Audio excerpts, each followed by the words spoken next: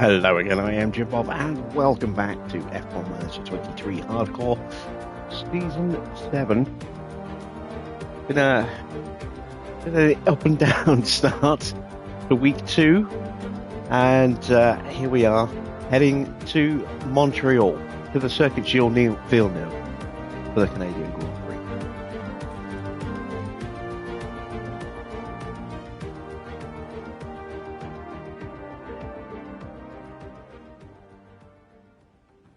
And it's a race that, on paper, should be so good for us. But I'm really worried it's going to be terrible because we have more wet weather. And, depending on what that weather does, it could cripple us, just like it did last night. We've got a wet quali, potentially. And we've got a definitely wet at some point, if not all, of the Grand Prix as well. So that's not ideal. That's really not ideal because we've got a car on paper that is really suited to this circuit. But unfortunately, losing the DRS is going to hurt us. And the fact that both of our drivers' adaptability ratings are abysmal is also going to hurt us. And on top of that, we also have another media appearance for our drivers this weekend. So their control ratings are back in the toilet again. So not looking forward to this one now. I was really pumped for this. No, not so much. Let's take a quick look at how good the car is. And there you can see, very good. Acceleration is the weakest part of the car. Everything else is fantastic. Even the cooling is pretty strong as well.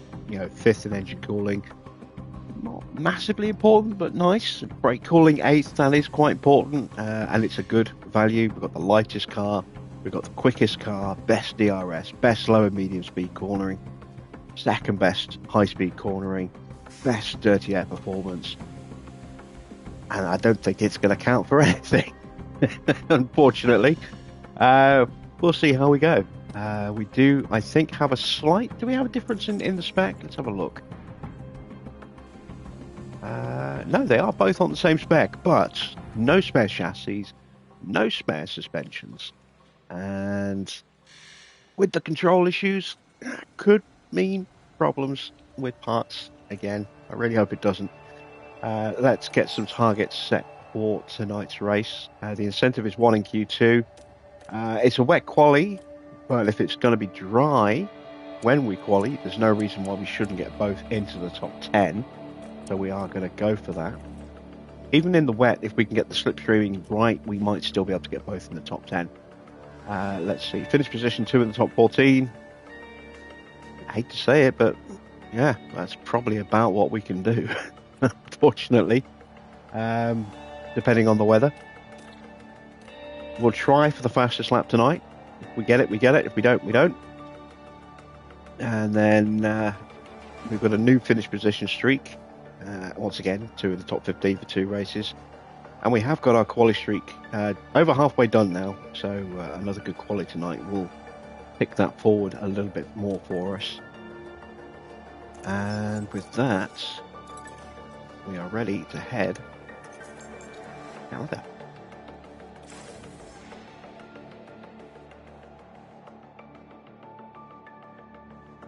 Formula One has arrived here in Quebec, and we're excited to get underway. On a man-made island in the heart of Montreal is Canada's Circuit Gilles Villeneuve. This unique track circles the outline of the Ile Notre Dame, giving plenty of challenges to our drivers between the tight corners and a long final straight. Gilles Villeneuve is a quick, free-flowing circuit in parts, with a stop-start aspect thrown in for good measure around the chicanes and hairpin bends. Medium-speed downforce will play a large part in avoiding the wall of champions and ensuring success at this iconic track. Red Bull have outscored their rivals to be at the top of the constructors' table right now. But there are a lot of contenders and plenty of races still to go. Sit tight then for the rest of the action.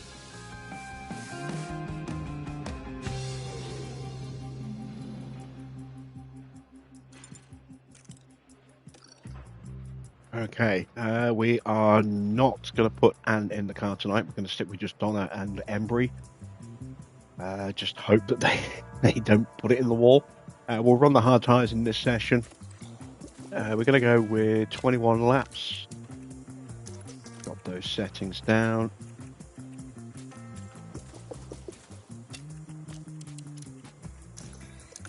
Go. Let's swap over the parts.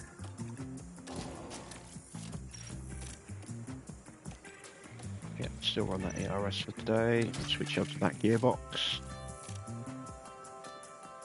How you doing, Victor? How you doing, Army? Anthony, good to see you guys.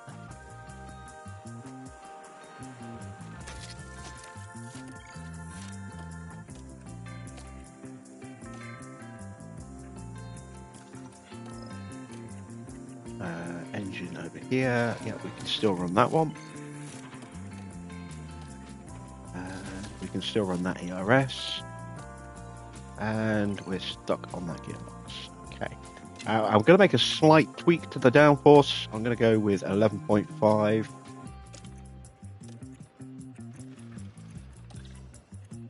On the first car. And 11 on the second one. We'll leave the rest as they are. And let's send them out.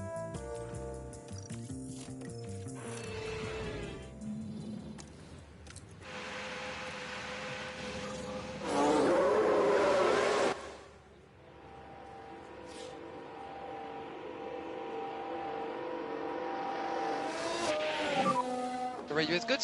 You can hear me, yeah?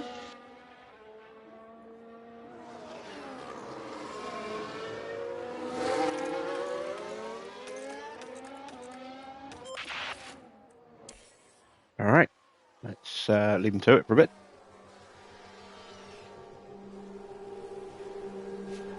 Need to get the car nailed nice and quickly with the wet weather for the race. We want them to be as confident as they possibly can be. They are going in with a slight deficit to car part knowledge tonight because of the new parts on the car. We are still waiting on the new front wings.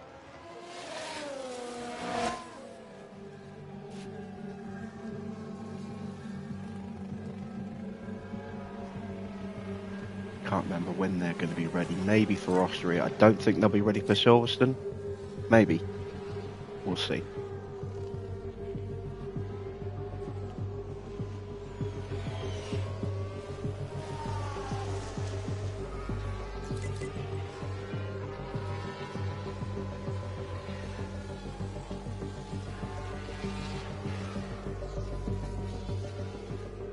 Anthony taking a night off tonight. Yeah, you have been busy with your McLaren file these last couple of nights, haven't you?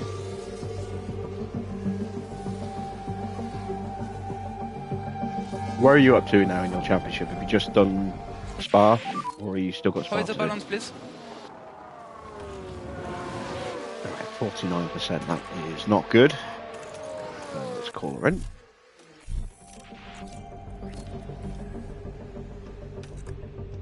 The 8% seems worse.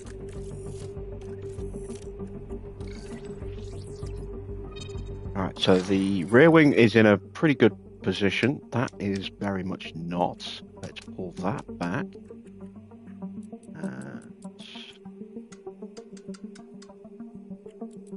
Let's look at...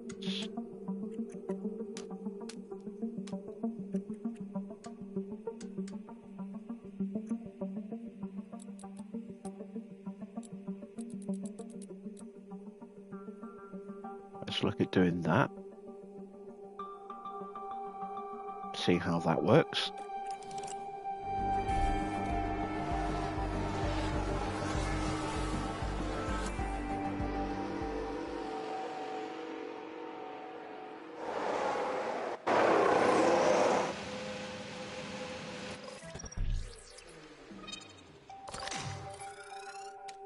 Okay, so that needs to be a 12. Again, this is way off. We'll go with a 1.9. Let's bring this down to a 4.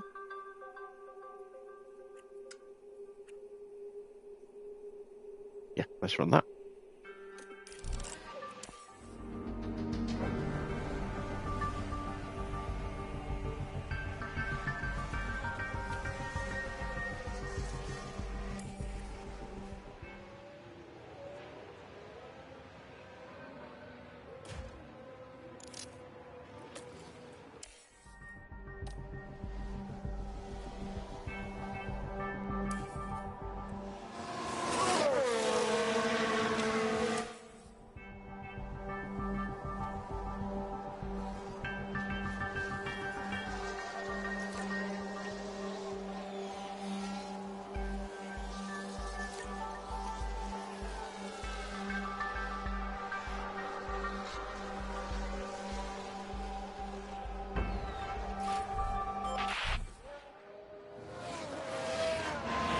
If only we were having the race in these conditions, I would be much more confident about our pace tonight.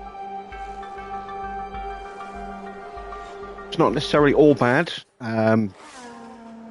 Depends on, as I say, like last night, it's going to depend on what the weather does. If it stays at a consistent level that is well inside the inter window, so we're talking sort of 1.5 to 2 mil, ideal conditions, we should have good pace. If it is going to fluctuate a lot, that could be problematic. If it sits just below 1 mil, but still a little bit too wet for dries, or around 0.5 where it's bad on the softs / mediums, but not quite wet enough for the inters, those are the conditions where we're really going to struggle. Even just over the 1 mil, 1.1 is not ideal, because it's still very close to the sort of activation point of wet weather tyres, or inters. So yeah, we need it to be nicely inside the inter sort of window if we're going to be able to get consistent and good pace tonight. Simply because of the driver's 60 adaptabilities.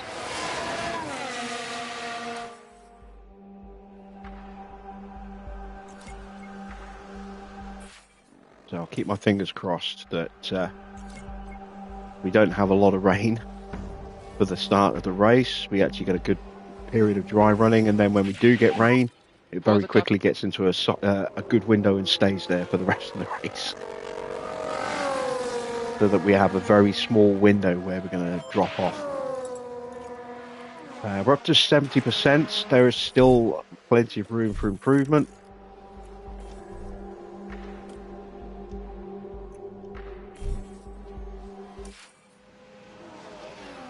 But we are narrowing those slider windows.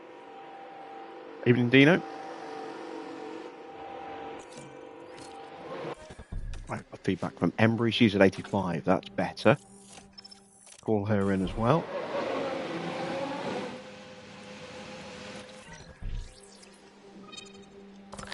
Oh, wow. So that is also going to be a 12. That needs to come down. That is too much, so that's going to be at least a 3.7. Push that to there, and push that way to bring that in a bit more. Now the front wing's not right.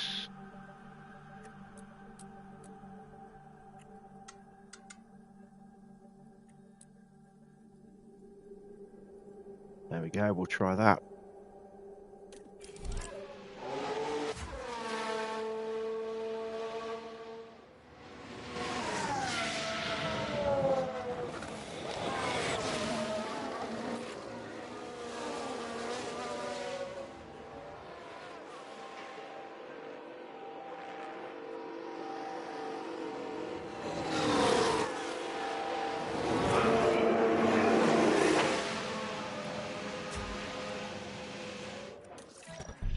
Alright, what do we need to do here?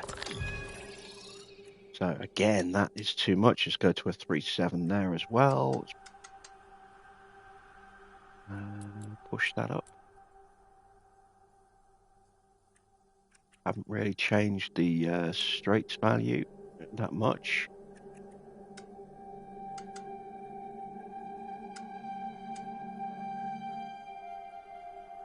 That's a little bit better. We'll try that.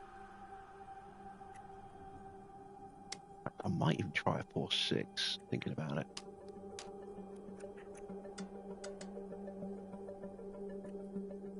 Yeah, let's try that.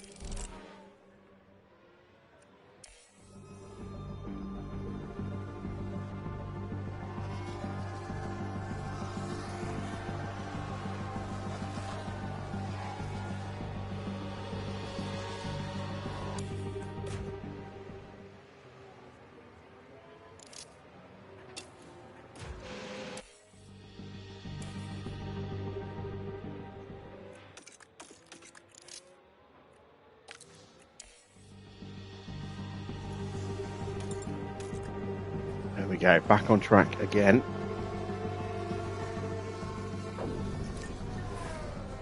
See if we can get a nice 3 or 4 out of 5 on the feedback.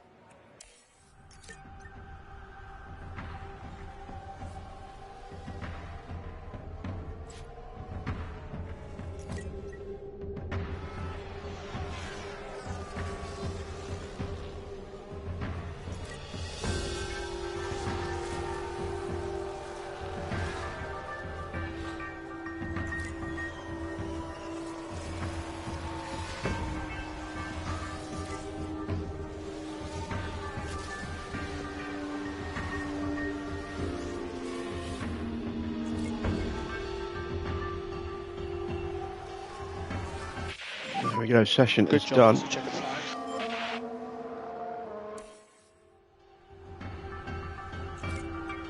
Are we able to just squeeze a full 5 out of 5 out of Donna? Not quite, not quite. Got 4, and we got at least 3 on Embry. Hopefully we got 4 out of her as well. Let's have a look. Need to run long in this session. Alright, that's painting a clearer picture. So the camber needs to be over here, which means that is going to be a 4.6. I wonder if they're on the same setup. No, they can't be. Front wing value is very different.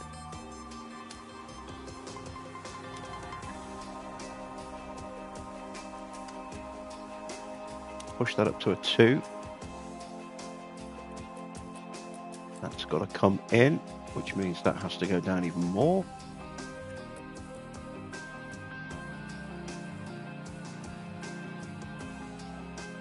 Yeah, let's look at that. See how that does.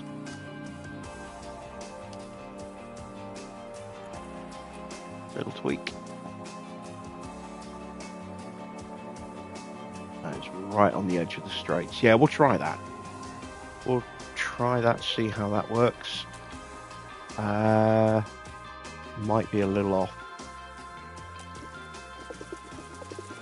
I'm going to run for 40 laps in this session, ideally, because we do need to bank a good amount of track time today before the rain hits on the Saturday.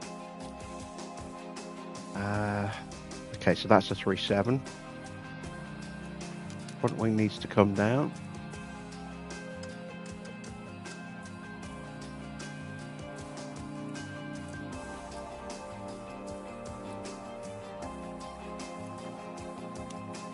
Go with the 2.5, push that up a bit more.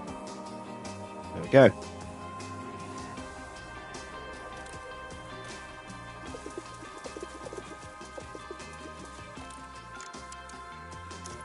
Make sure the parts will last 40 laps of running and or more. Yes, just is the answer. And let's send them out.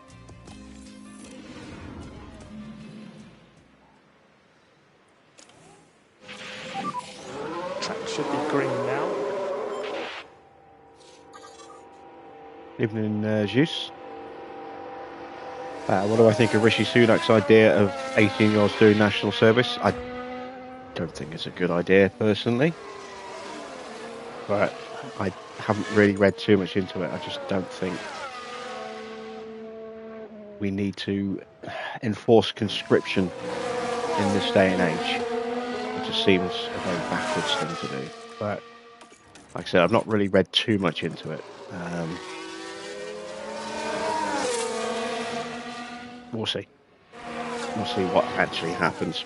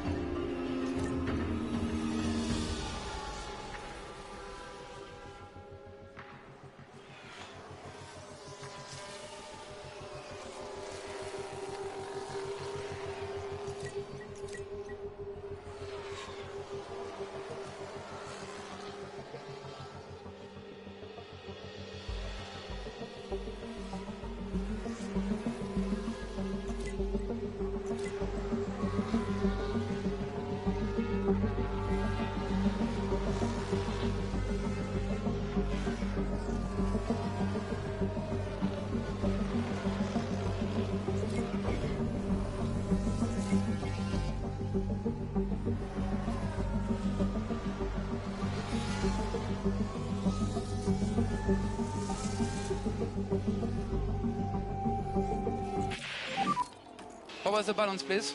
All right, much better. 97%. That is just a small tweak, possibly just to the camber that needs to change. We'll leave her out.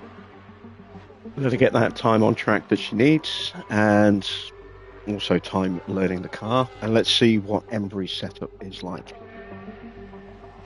Have we got that one right?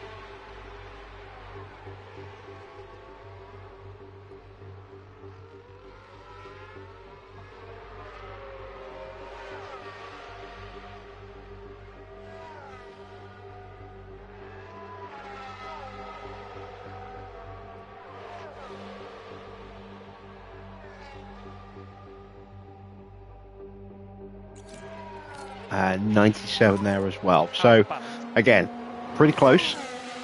Just minor tweaks needed. So we'll let them run for the rest of this session, or the rest of their run anyway. And then we'll make tweaks when they're done.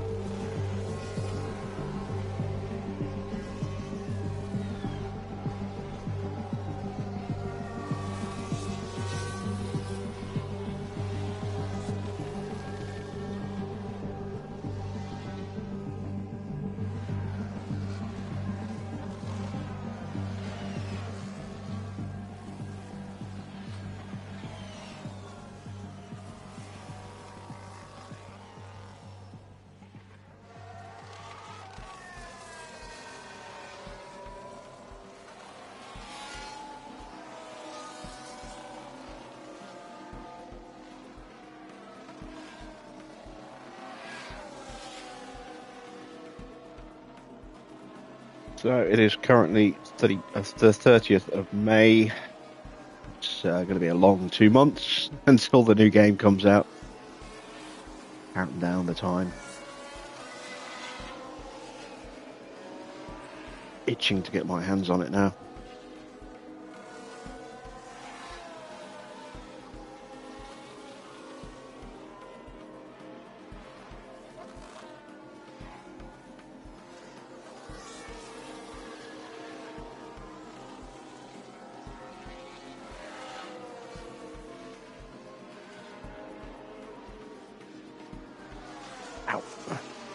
Right, Donna and Embry's runs are done. Let's see what needs to be tweaked. It is the camber. Okay.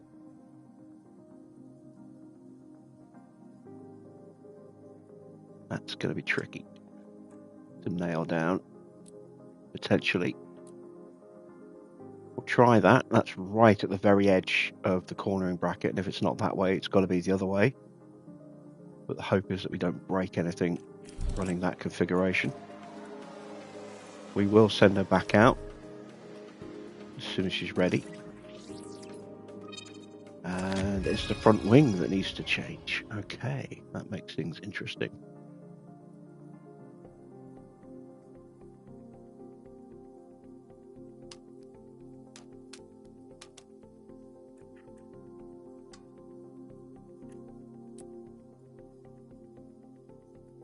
try that.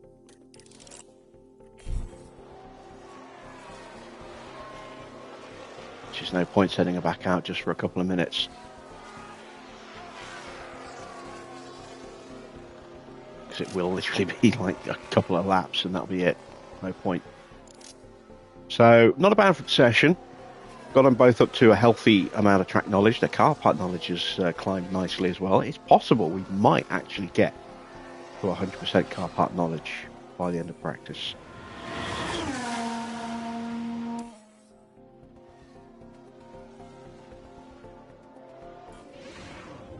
The fact that they're both running the same spec and learning those parts together does speed that up significantly. Alright, what's the weather like in this session? It's starting us on mediums. We're going to go with a set of softs. We're going to go for 20 laps.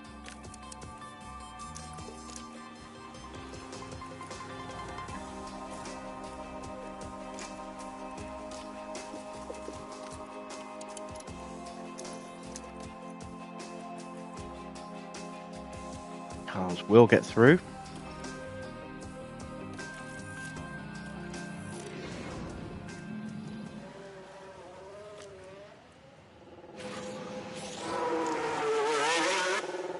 There is a new PlayStation State of Play tonight. Hopefully you'll stick around until the end of the stream before you go check that out. I'll be watching it afterwards.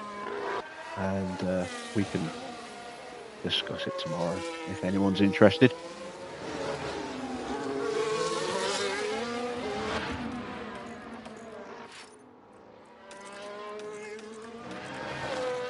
Right, let's take a look at that weather.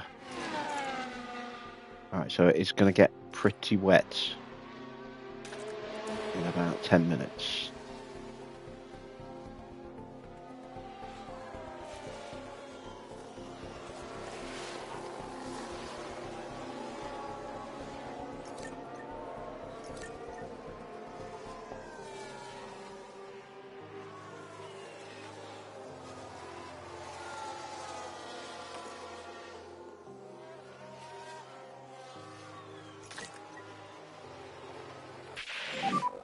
Confirm, we have more rain around.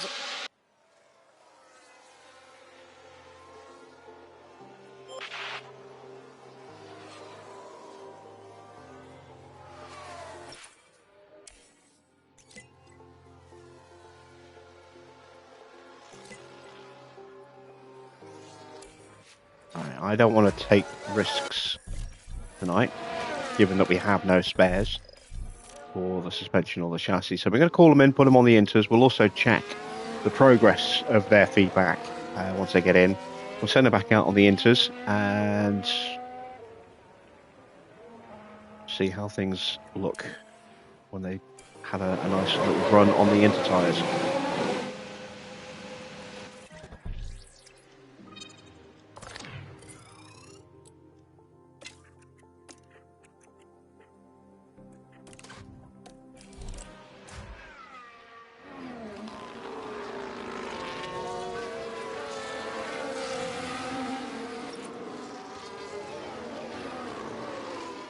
Downside to us doing this no setup book challenge for the season is that we are inadvertently making things even harder than just not having the setups close to hand, or at least strong starting points, because we're having to run the car more.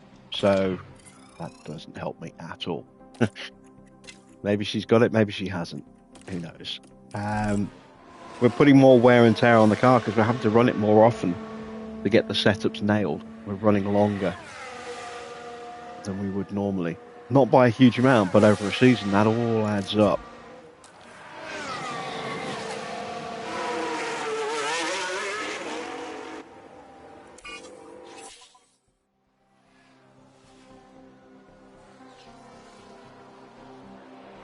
So, if Embry's setup is correct, we can just leave her out on track. She's got enough fuel to finish her track knowledge. If it's not right, we can call her in and make a tweak. Obviously we've made a tweak to Donna. So at the end of her setup run, she'll either have it right or she won't. How's the balance? How's the balance? There we go. Embry is done, so we can just leave her out until she hits 100%.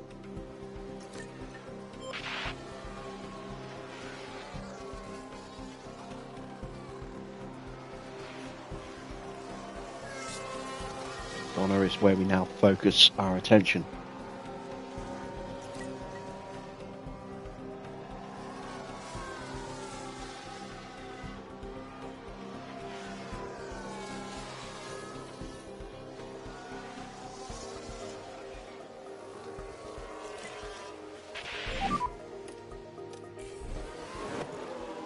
It's a fake dry. It's just a lull. It's going to get very wet again very soon. But this is also kind of useful feedback for us because we can see at what level the water's going to be. It'll help us potentially with race day strategy. Seeing what water level it goes up to in these higher periods.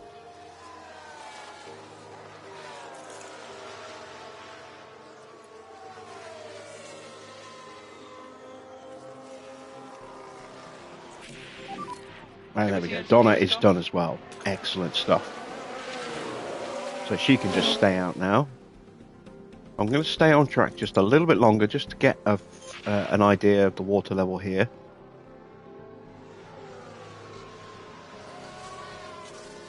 And just sneaking extra. Oh, well, there we go. Embry's finished her run.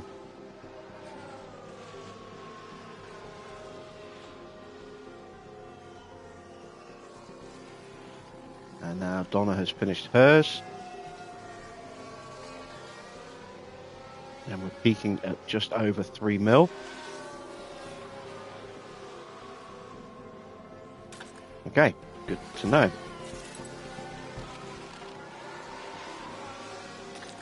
Got the car park knowledge up to 96. That's pretty good.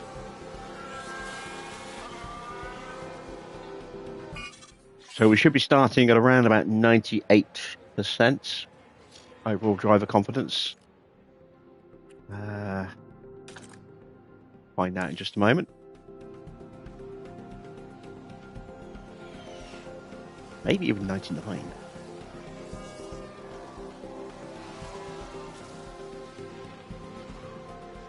Car park knowledge only equates to 25% of the overall confidence level.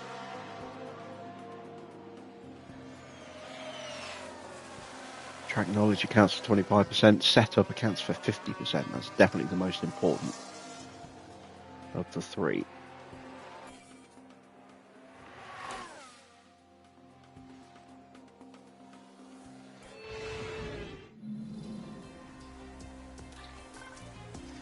$98. There we go. Pretty good. Pretty good.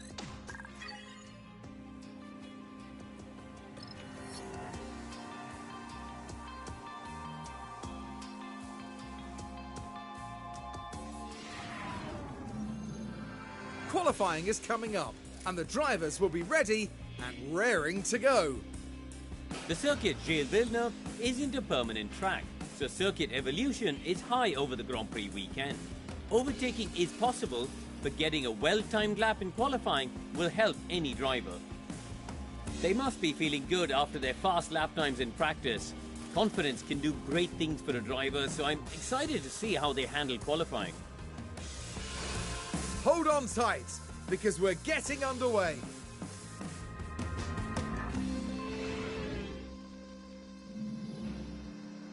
All right, have we got a wet start? Yes, we do. Look at that. 2.9 mil on the track.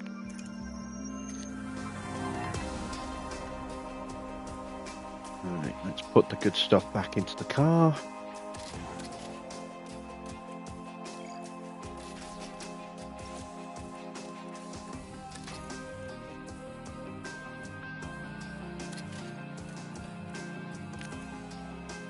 Go. And over here.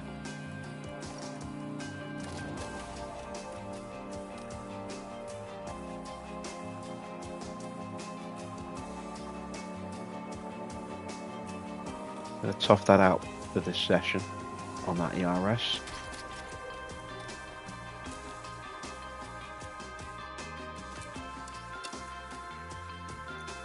Let's go 2 flying laps. I'm not going to bother with a switcheroo. Just want to get confidence up and see what happens to the weather. We might change this.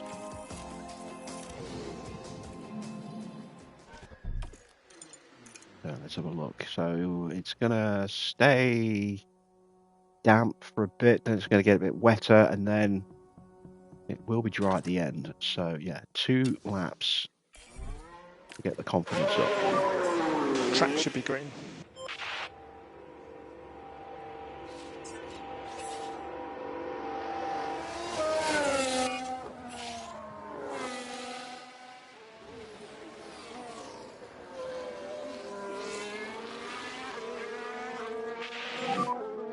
Okay, good braking, please.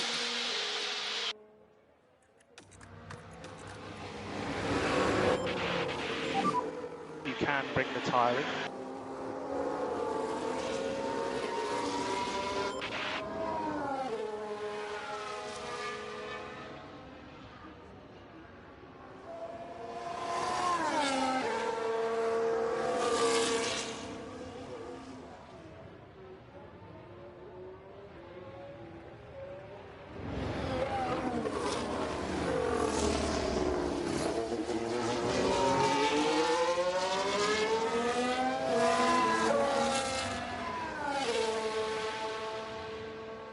So both Ferraris are out. They're running quite close together as well. We've also got Hajar out and Antonio Giovinazzi.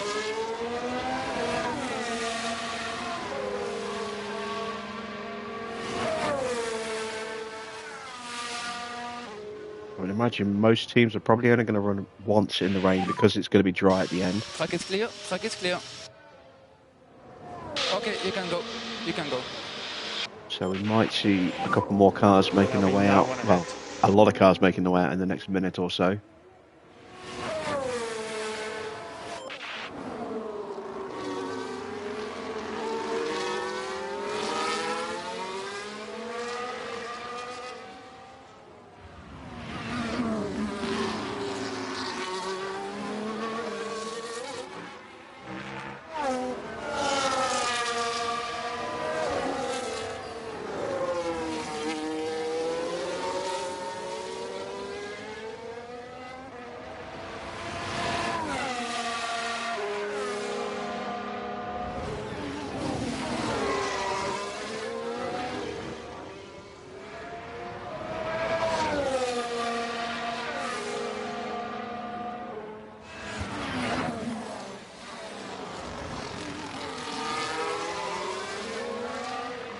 Right, nice and tidy so far.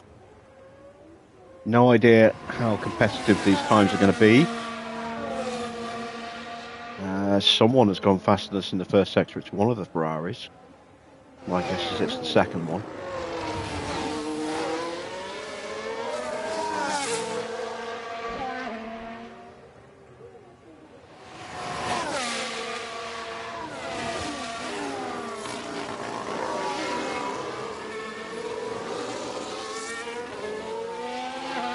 (16.1), 2/10 quicker.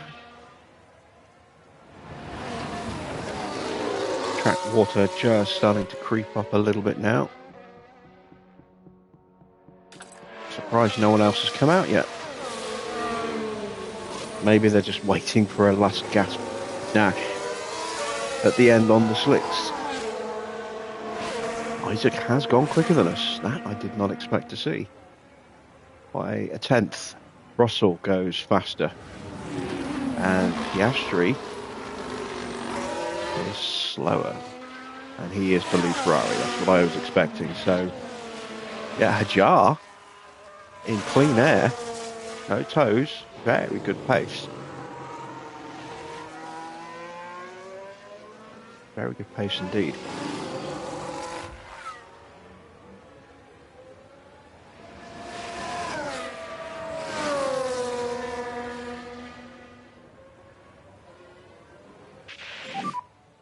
Position is good now. Charge your plus corner. and track is now clear. And still no one else has come out. Track is now getting wetter, so I don't think we'll see an improvement on this lap. At least not for Donna, maybe for Embry.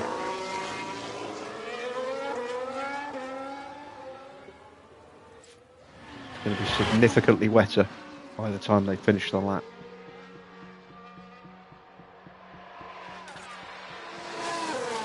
And it does look like everyone else is waiting for the track to dry up.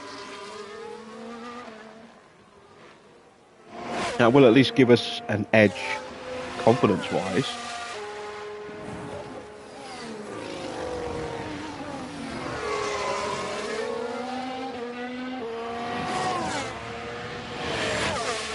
Track now 0.5 mil and counting wetter than it was on our first lap. But just completing the lap will get us into peak confidence for both drivers here.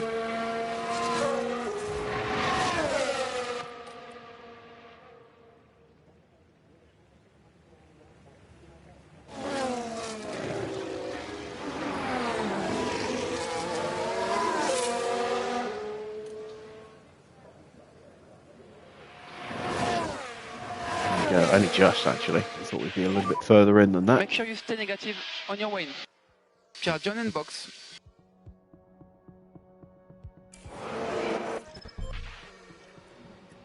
So, given that it's going to be a bit of a scramble at the end, with everybody coming out, we are going to have to go for 2 laps and hope we've got enough time.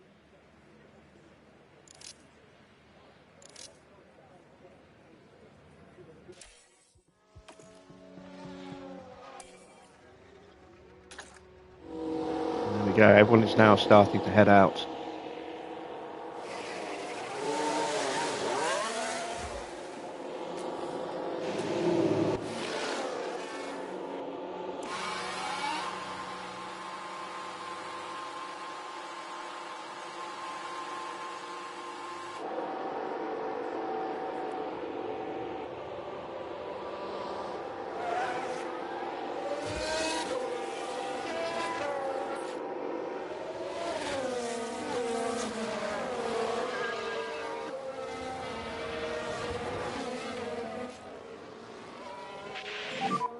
I want to see good work on your tires.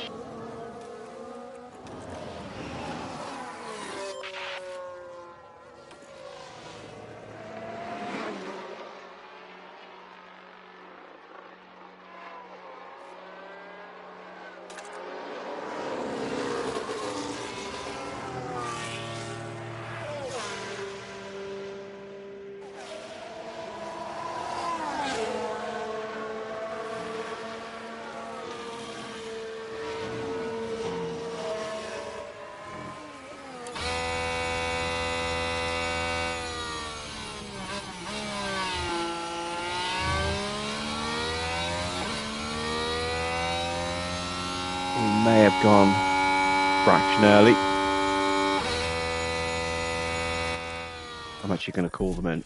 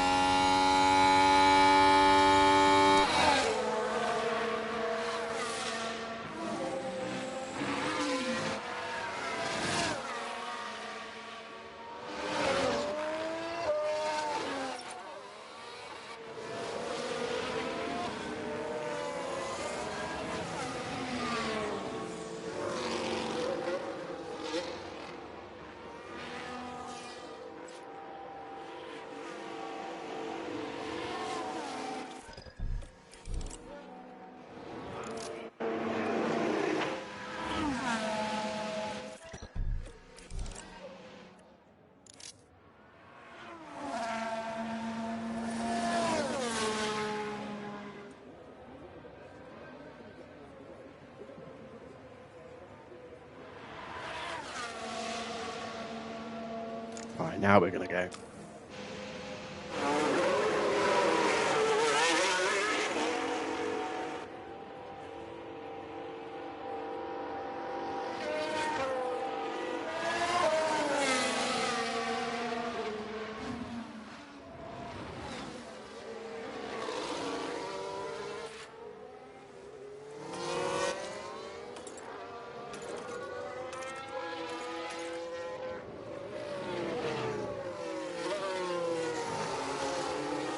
So Red Bull's setting the pace, and Oda's up there again.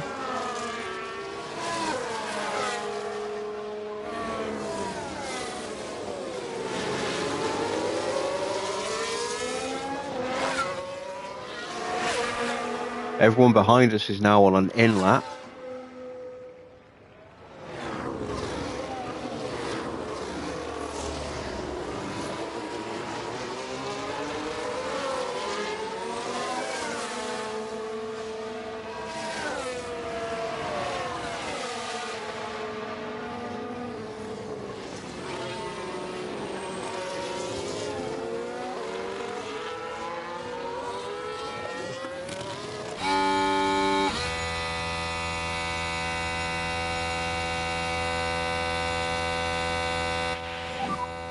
And off we go, 2 sprinting laps. Let's see, can we get ourselves through? Shouldn't be anyone in front that will back you up.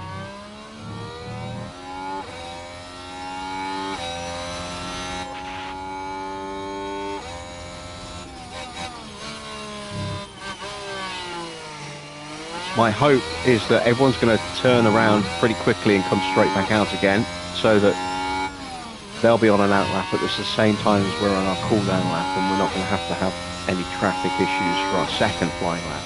That's my hope. Whether or not that is the case remains to be seen. But these are the conditions that will give us a real indication as to just how good our car is now.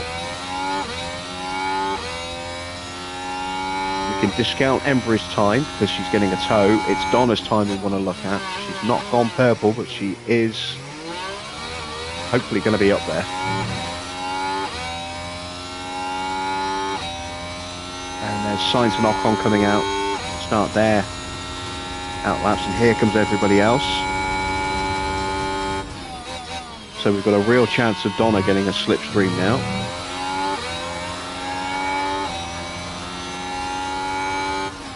And there we go, Donna goes second, and then Embry goes top, pushing Donna down into third. Let's have a look at the margins. Just a tenth behind, and 3/10 ahead. We're going to see a fair few cars improving on this second run.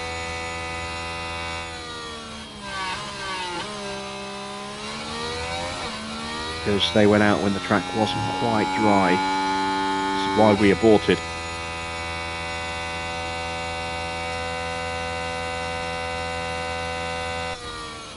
Donna here is nicely tucked up behind, I can't see what that is, Porsche.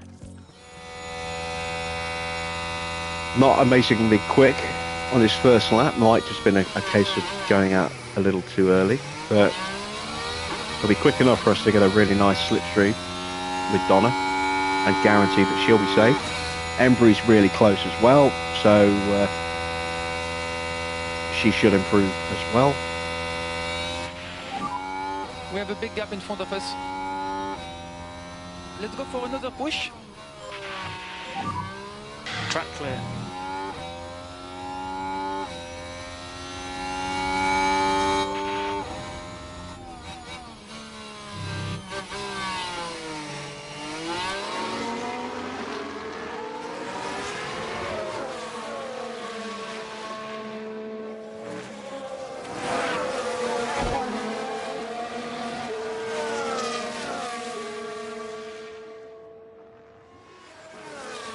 No improvement from Donna.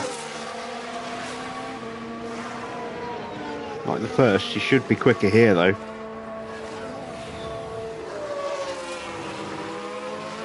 Second and third sector should be much better.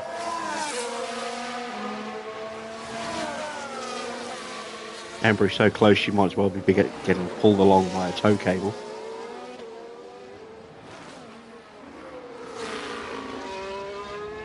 The jar getting out of the way.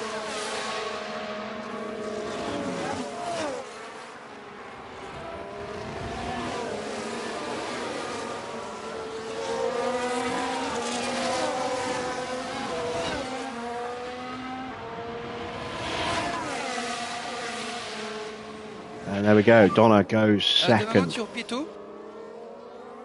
Okay, that's a good lap. Embry also Charge on in improved. box. Charge on box, box. Anyone still on a flyer?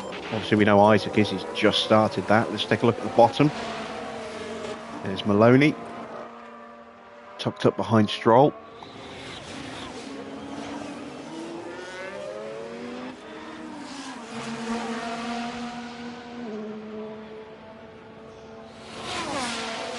Stroll only just makes it through and immediately gets knocked out by Maloney.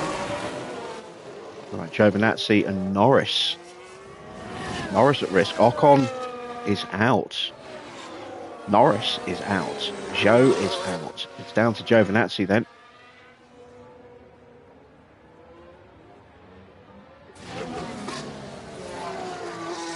Can he squeeze his car through?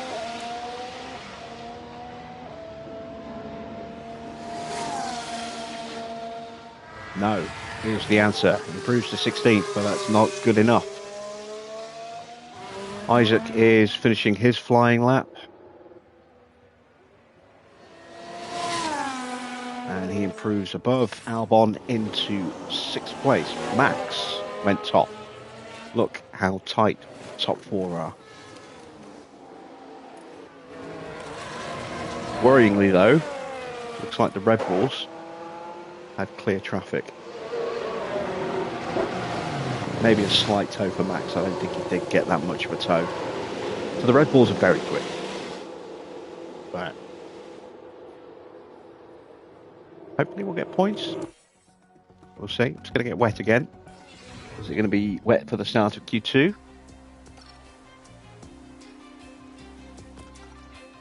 No, it's going to start dry.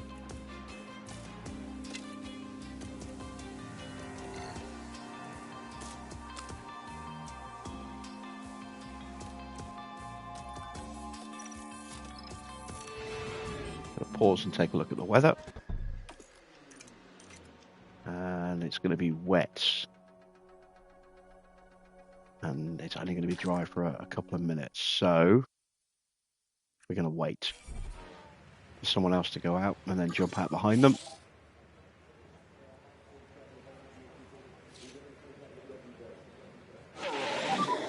Okay, so that's a green light.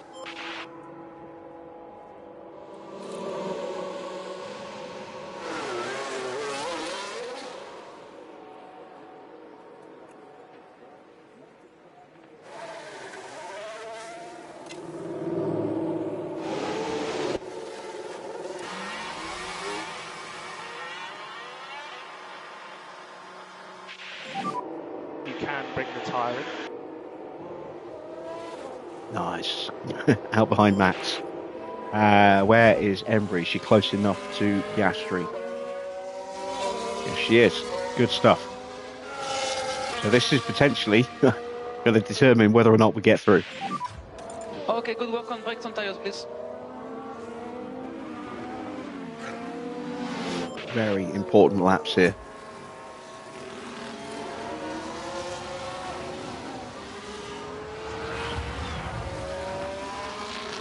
Trucks should have put on brand new tyres, but theoretically you should have enough performance in these tyres with a slipstream to guarantee getting through.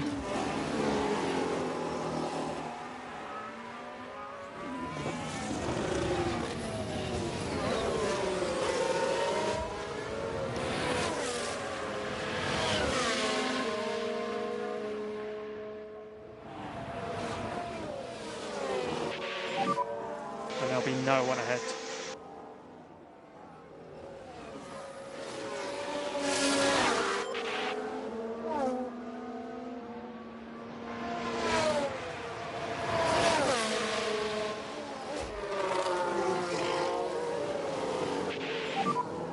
Track is clear. Charge off last corner.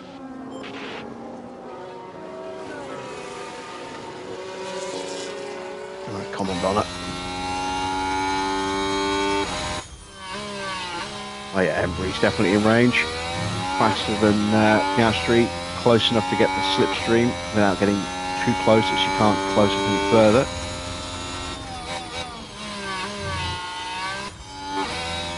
Might be just a touch too far behind Max, but hopefully we're close enough.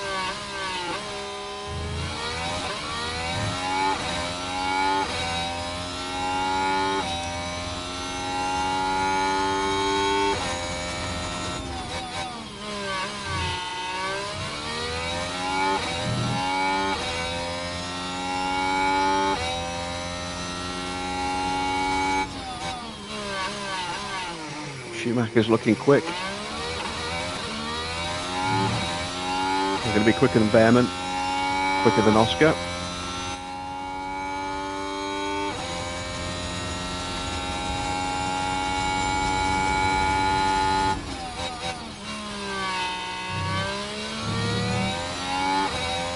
Quicker than Leclerc. Najar's gone top. There's Max. Donna, not as safe as I would have liked. Wasn't quite close enough. Charge on in box. But Charge on in box. I think we're safe. Because I don't think anyone's going to be able to improve. Copy that. We have more rain coming. We have more rain in the pit lane now. More rain.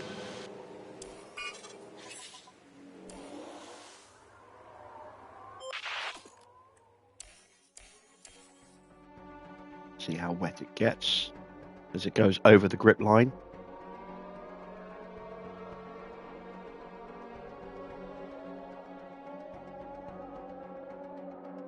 Almost hits 4 mil.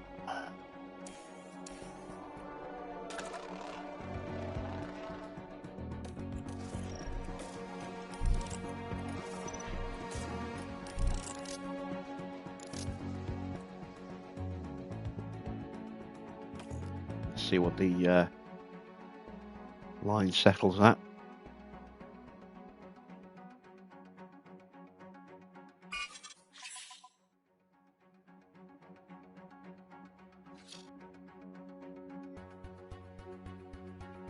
.8.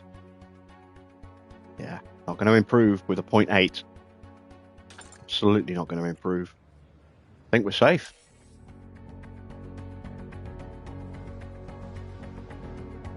That means we're going to lose Piastri, Schumacher, both the Williams drivers, and Sainz as well. Yeah, no one's going to improve.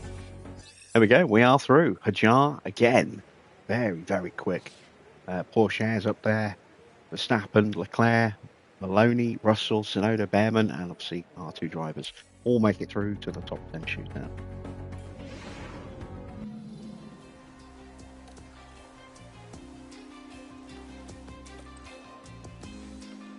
We've got dry weather. Let's send them through. See what the weather does.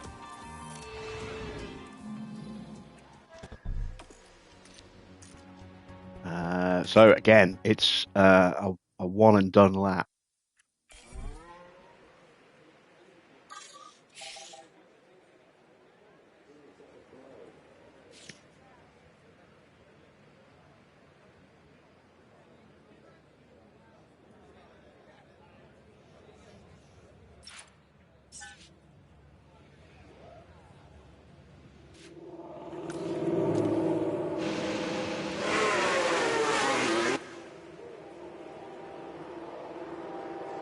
Gonna head out behind Charles Leclerc this time.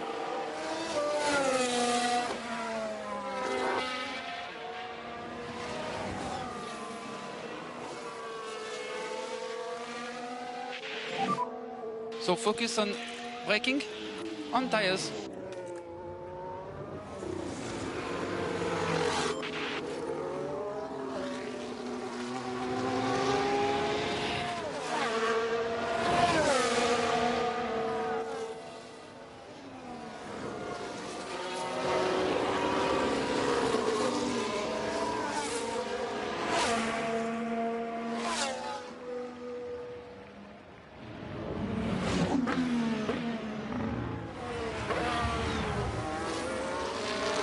Got a big enough gap that we're not going to give a tow to Verstappen. And Verstappen is going to give a tow to one of the Alfa Romeos and one of the Mercedes, which has got to be Tsunoda. Joe's out. Wonder which of the Alfa Romeos it is, if it's Bevan or Hajar.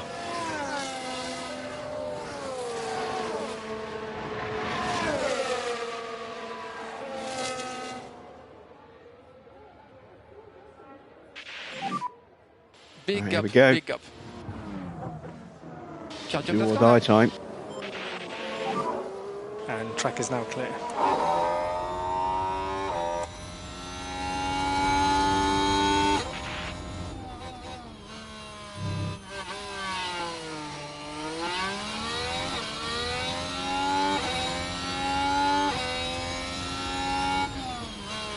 Not sure if we're close enough to Charles.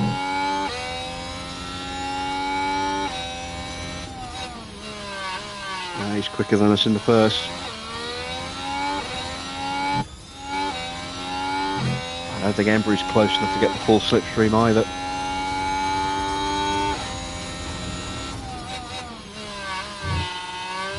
Less than a tenth between them in the first sector.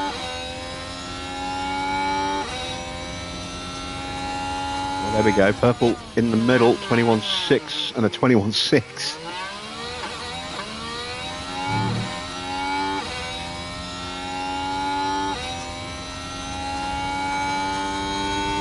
Even to Mr. Water. Someone behind us has gone quicker. Across the line. Declared as a 110.5. We are just a little bit slower. So close. Embry is 600ths behind. Donna is 800ths behind Embry. Very, very close. But someone could go quicker than that. Yuki has popped it on pole position thanks to the slipstream behind Max. It was Behrman, I think, behind. Yes, it was. Yeah, Hajar in open air didn't get a clean run. Well, a good enough run, as I should say. He got a clean run, just not a good run. And that is probably it for qualifying. Russell has popped up between the pair of us. But we're starting third and fifth. Here comes the rain. And it's only going to get wetter.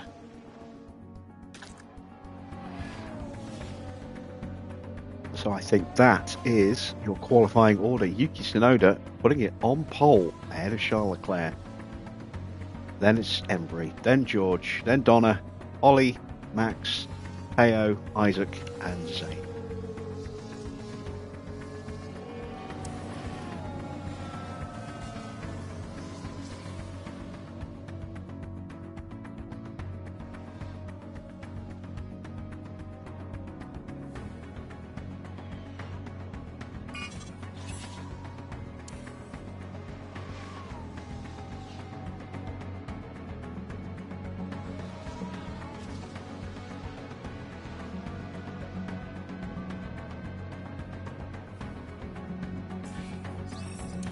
Not a bad qualifying indeed, third and fifth. Can we keep positions this time, or are we going to start dropping down the order again? Let's find out. The time has come to fight it out. It's race day. Named after the legendary Canadian driver, the circuit Gilles Villeneuve has been host to plenty of first-time winners. Jean Alesi, Lewis Hamilton, Robert Kubica and Daniel Ricciardo all got their maiden victories here. And the sky is looking grey and cloudy today. An effective tyre strategy could prove very valuable as the race plays out. And each team will be hoping that fortune is on their side. So bon chance to them and their drivers for this Canadian Grand Prix.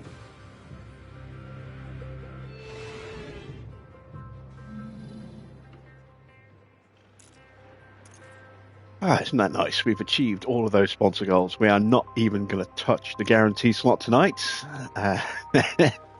If anything, we are going to go backwards. Let's take a look at the weather. Going to be mostly dry. I like that. I like that.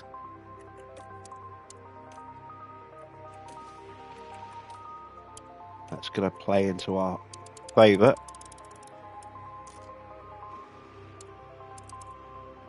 probably looking around about lap 60, and then a very wet end.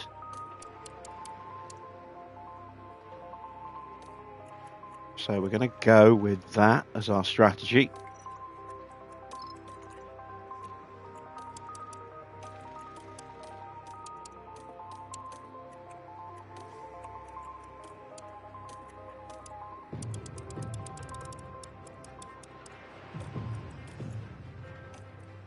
There we go. Let's go with 2 extra laps of fuel. We're going to go very aggressive off the line.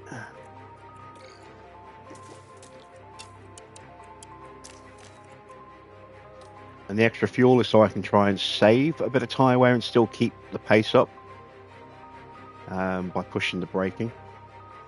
Try and protect our softs a little bit if we can. And I do need to change Embry's ERS units. There we go. All right, let's send them to the grid for the Canadian Grand Prix. 70 laps of the Canadian Grand Prix await our drivers here in Montreal. The focus for many in this race will be on the Aston Martin driver. Quite a surprise to see them in P5, but it's a big chance for the team to maximise their points. And the time has come. Let's go racing.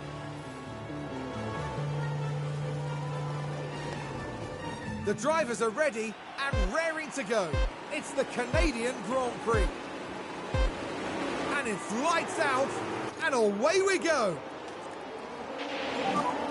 Your race is now. So it could be quite tricky for us to hang in at the start, although actually it might be a bit easy by the fact that everyone else is on mediums.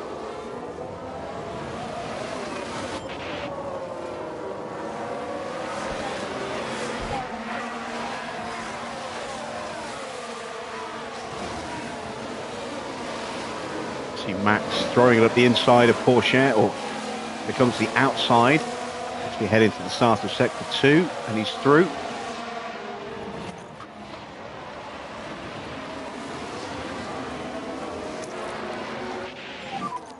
Charge on. Let's leave the tyres burning. And Turn the battery on. off.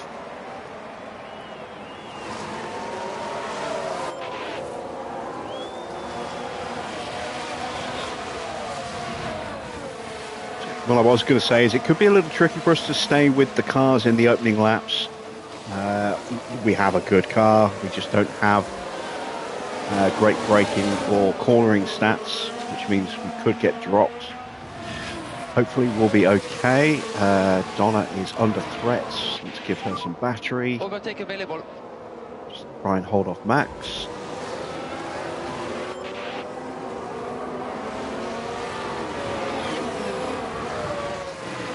And that's all I can do because she's already got maximum tyre and fuel.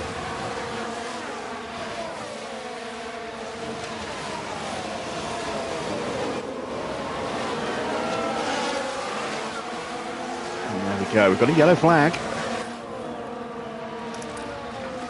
Spin for some. Oh, it's a full safety car. That helps immensely. Here's the replay. Mick Schumacher. And it was Mick Schumacher involved.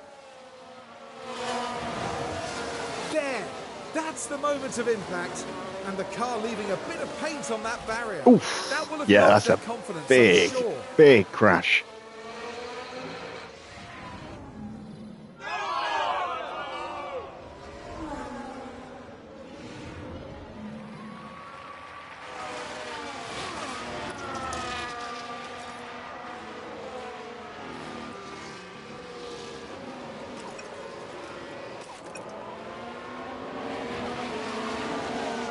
So, pool safety.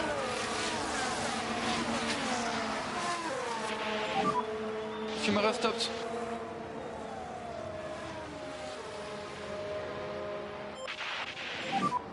Big lifts.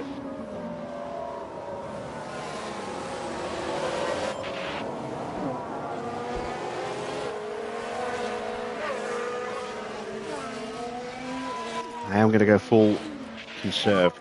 Keep up the lift off. Plenty You're of doing a very good time to burn off all that excess fuel.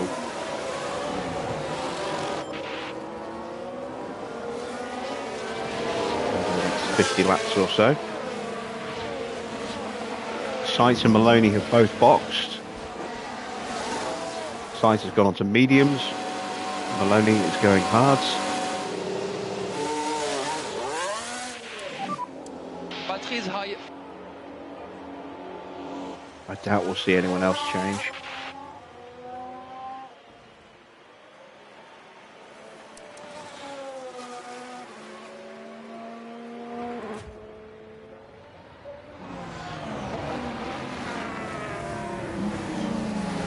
And they should catch up comfortably to the back of the train before the safety car comes in.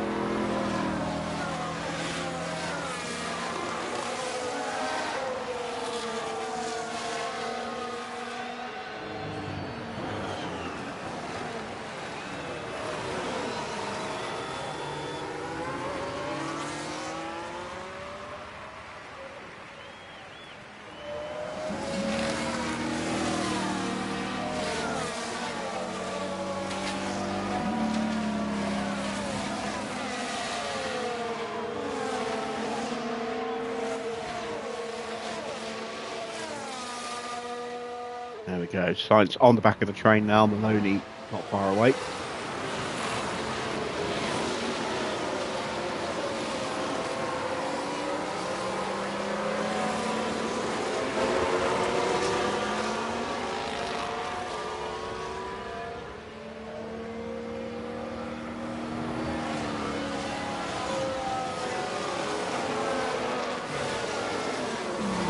And this will give us a decent opportunity to secure solid points, because we can stretch this stint a little bit now. An extra lap or two means we'll have more rubber to play with on the second set.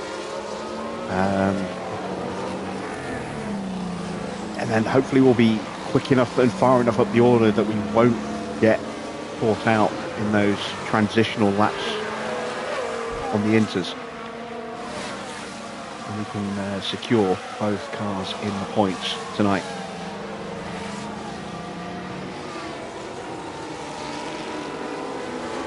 Still an awful long way to go in this race. Anything could happen. Our control ratings are not good at the moment because of that media appearance for both drivers.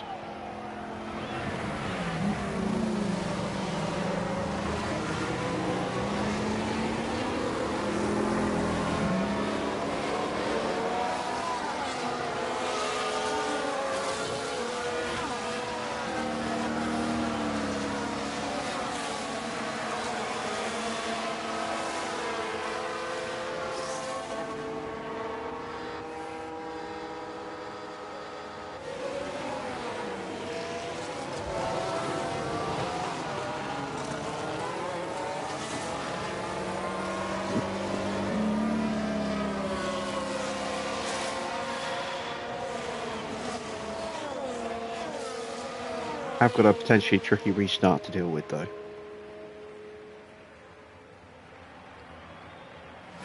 So once again, everyone's going to be sprinting, and we are going to be even fatter with fuel than we were on the first start. Although other cars should also be pretty heavy as well. Just not as heavy.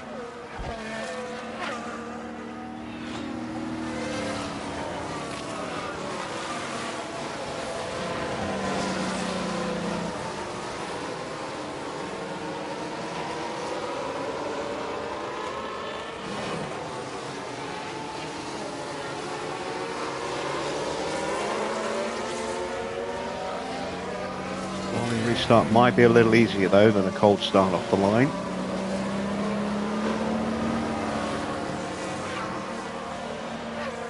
On full attack, we may even possibly be able to dive bomb one of the cars in front of us.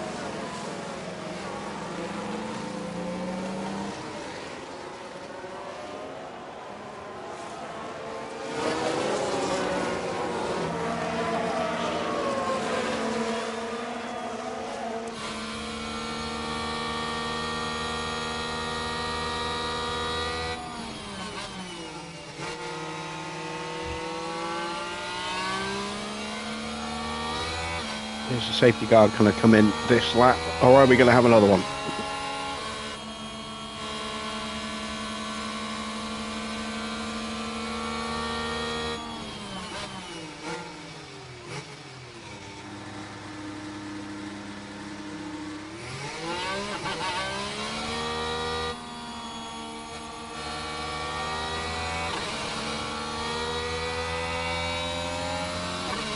Looks like we've got another lap.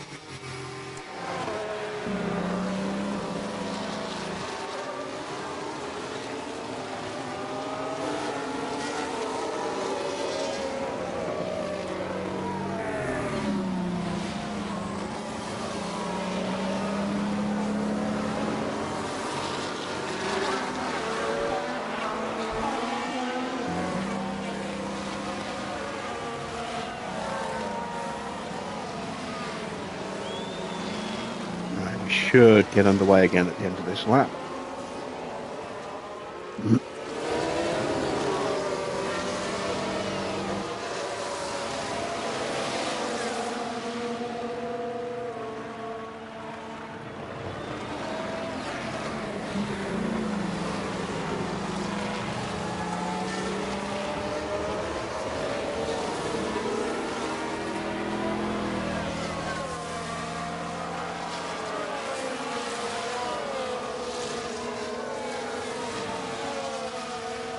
There we go. Safety car is coming in. Okay, safety car in this stop. Get ready.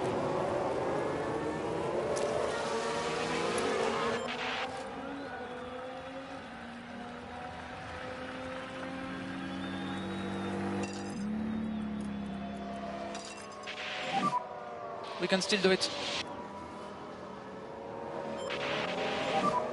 Stay close.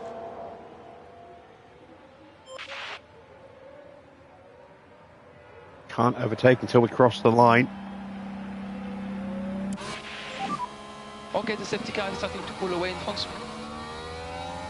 Racing from the line, racing from the line.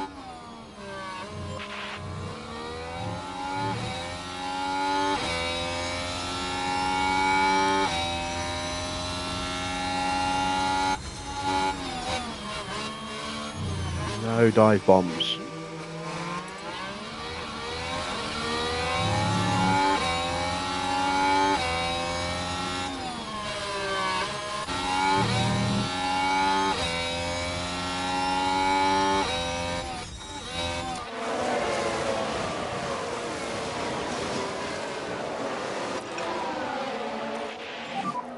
No need to push the tyres.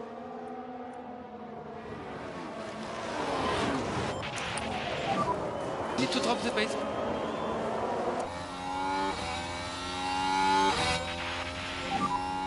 Charge on. Now we've got a lot of fuel to burn off. 5.6 kilos extra, 5.5 kilos. Plenty of time to do that, and we will burn it off pretty quickly around this track. Here comes Max again. And overtake is available.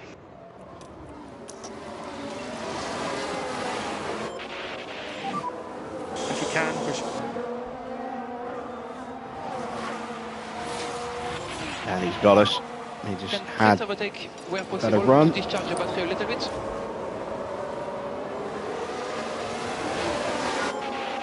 We can be patient. Drop down the plates now. Just can't afford to let Isaac get through as well. He has found his way past Porsche 2.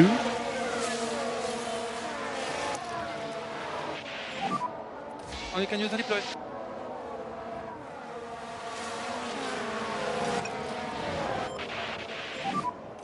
the tyres come back to you.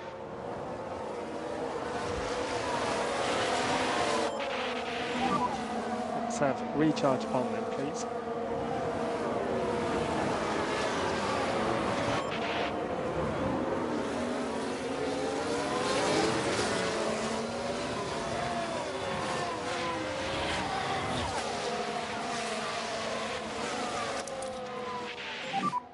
Okay, focus on recharge.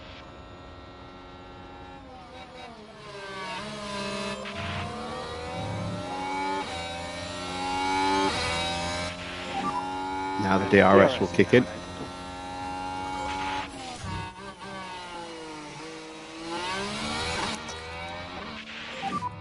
Can use overtake. So Leclerc was playing possum, he's going to try and bolt now. Tsunoda's right on his gearbox and will go straight with him. We have stayed in range. Just about.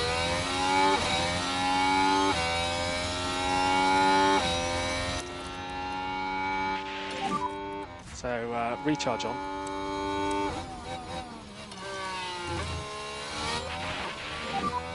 Manage your tires. Stick to the racing line so we don't lose time defending. We're happy to stay where we are.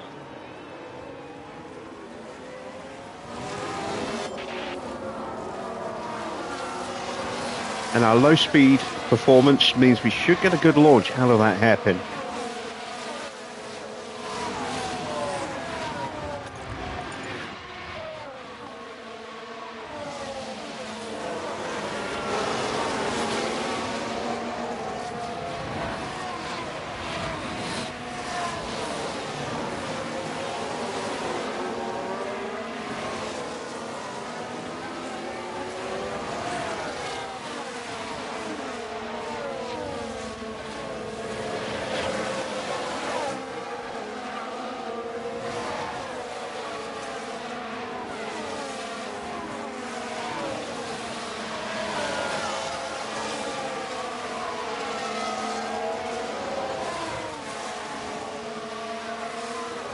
Donna is vulnerable. Let's give her a push.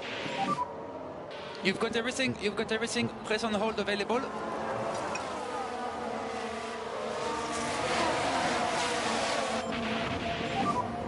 You can push in tires, we're good on tires. Hopefully she got back in range. We'll find out in a second.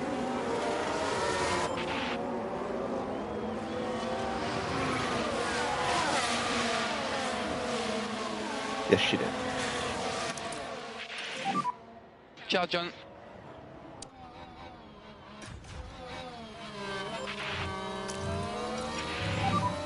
Overtake available. I'm not going to get Max. Charge on. We'll just bide our time. Check the tyres. Let's check tyre wear. Just manage your tires, please. Don't have that many other soft runners that we can compare to directly. Piastri is the first. He's down to 10th.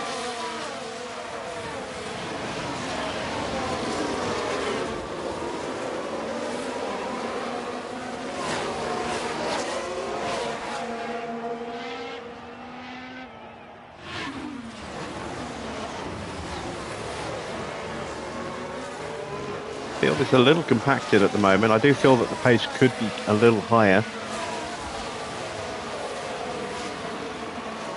And while it is squashed up like this, it does mean we are vulnerable to a lunge while we're in this low defensive mode.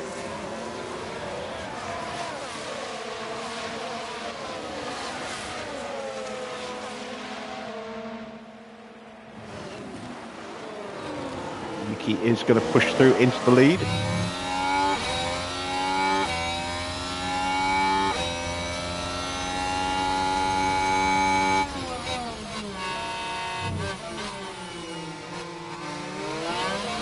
Again, I would love to go into harvest mode, but with Russell so close, it's just asking to be dive bombed. So we'll just have to sit and trickle charge.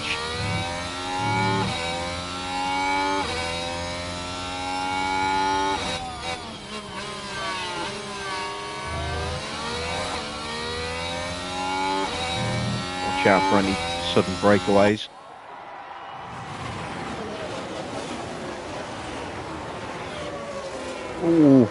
That was close from Hajar then. Thought he was going to hit us for a second.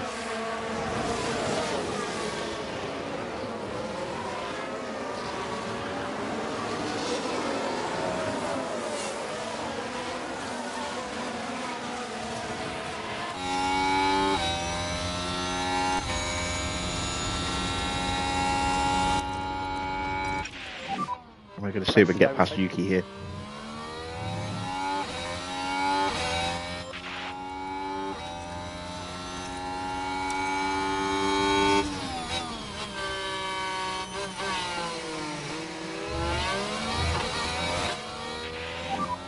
Time to push on these tyres.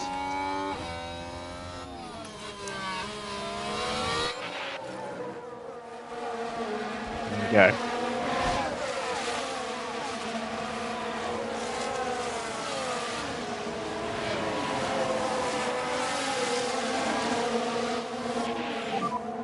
Just be careful with this tyre.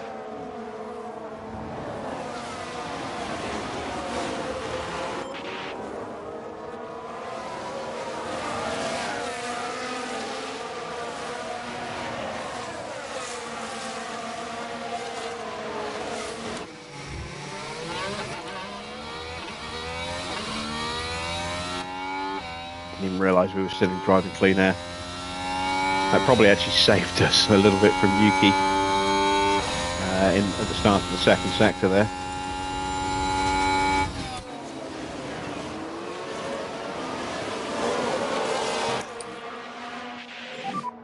And we can have a recharge on, please.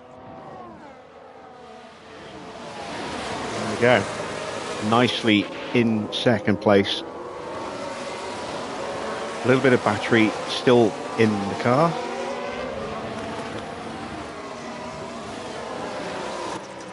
Keep trying to just trickle a little bit in. And recharge on now is okay, please.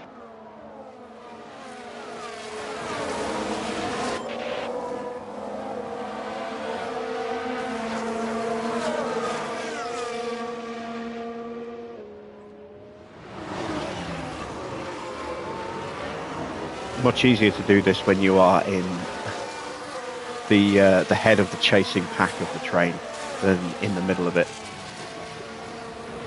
Because you haven't got to worry about dropping off the car in front as well as the car behind. And recharge on is okay, please. So with Donna, you know, if we had her in harvest mode, she would lose Recharge ground on. to Max, who still is pushing on the DRS. And we would leave ourselves also vulnerable to Isaac at the same time. So much easier to do it when you are car number 2 rather than car number 3, 4 or 5. Recharge on. Tyre wear is good. Now we've got a significant advantage over Piastri and Magnussen. Stroll, similar to us. Joe, a little bit of a deficit. We're not too far off Leclerc's tyres as well. This will definitely allow us to stretch this set an extra lap or two, but hopefully still give us a chance of an undercut on some of these medium runners. Behrman is now dropping off. So there is the chance for forward movement here.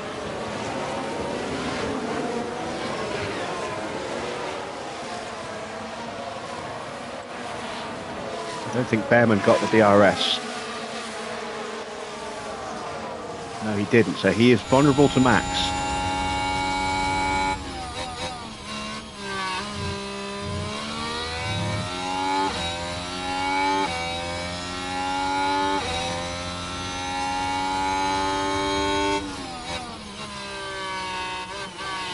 Embry moved into the lead briefly. Russell has got past Tsunoda. Tsunoda is trying to contest that. I think we're still side by side. We are still side by side.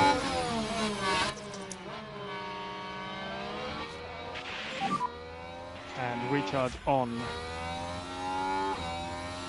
Ollie found a bit of pace, held off Max.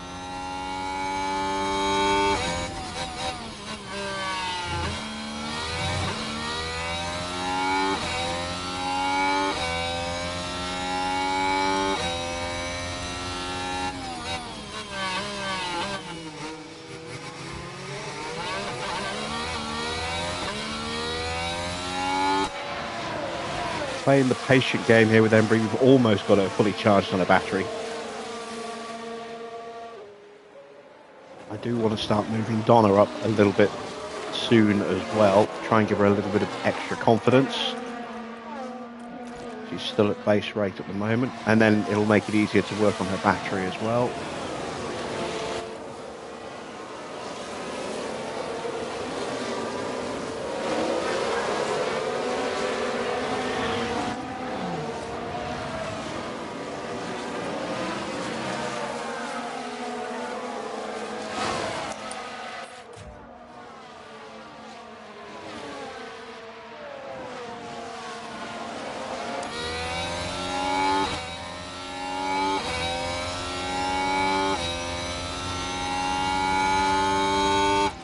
See if we can jump Max on the run to the hairpin here.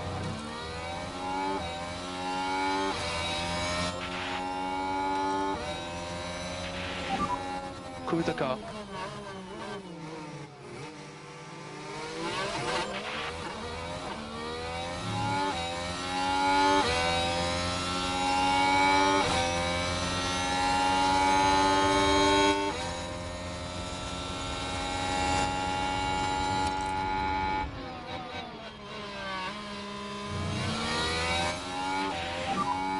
We have margin to push a bit more.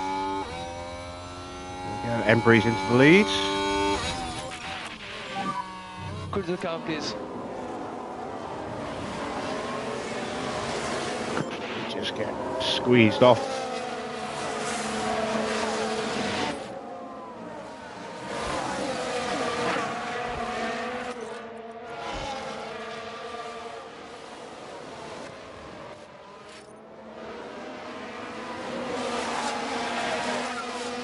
But this time we get through. There we go. Charles retakes the lead. Donna is now up with a chance to get Behrman. We have pushing to then. protect those tires.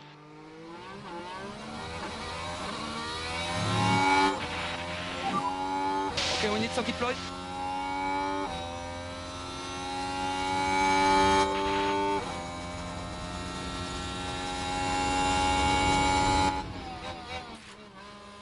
Oh, Behrman boxes. Wow.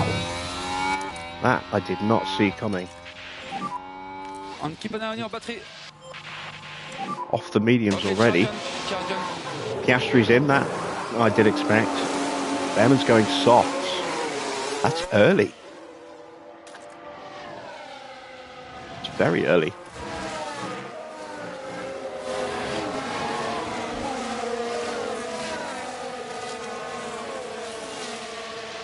So we're back up into 5th place now with Donna.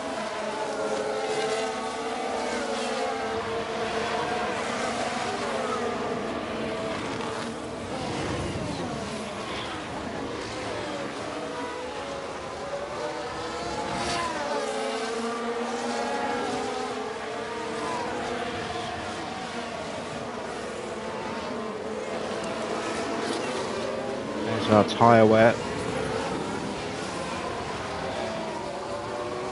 I am very surprised Behrman went so early. Looks like Charles is trying to go for it. We have the DRS, but we're going to use some battery as well.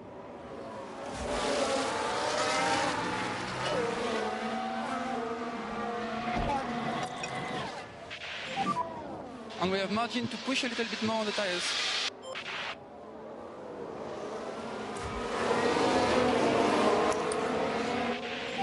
Go. Let's close that gap back up. On then, please. And click overtake, please.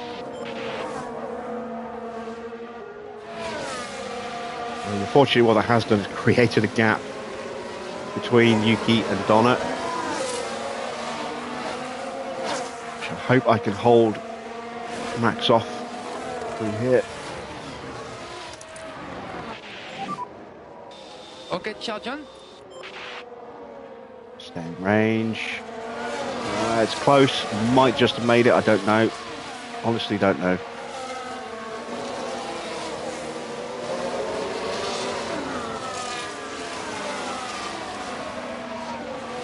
Yes, we did, just.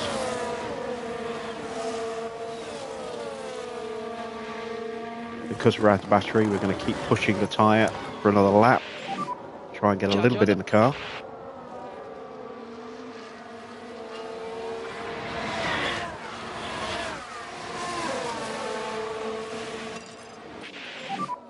Let's try to get him.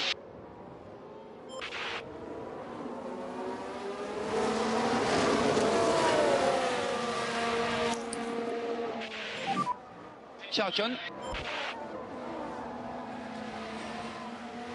That's a new fastest lap for Oscar. Once again, I think we've missed the DRS.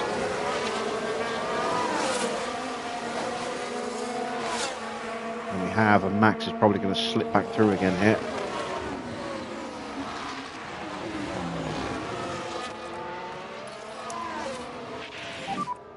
And reminder, overtake Damn it, available. we just gave Max a DRS. Need to drop the pace.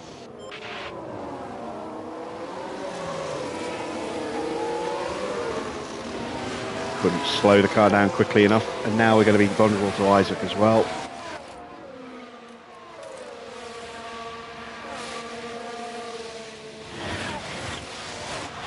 So we'll let Isaac go through.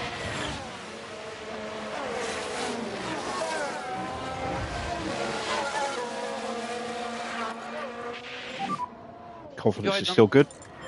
Didn't lose much at all there in the way of confidence. You're good to push.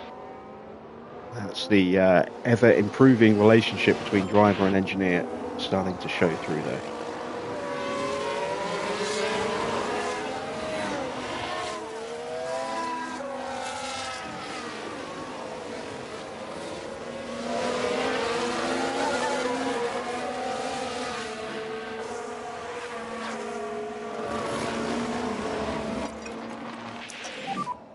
And you can pick up the pace.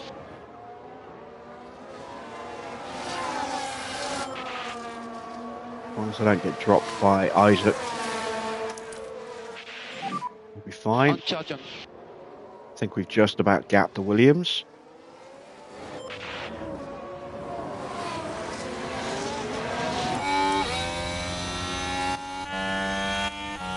No, they're still going with us. But Porsche has dropped all the way down to 10th now. So it's not worked out for him starting on the hards.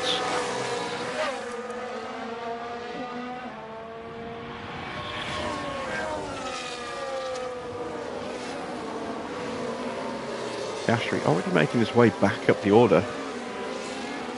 15th now. What is the pace we're doing? 1:15s.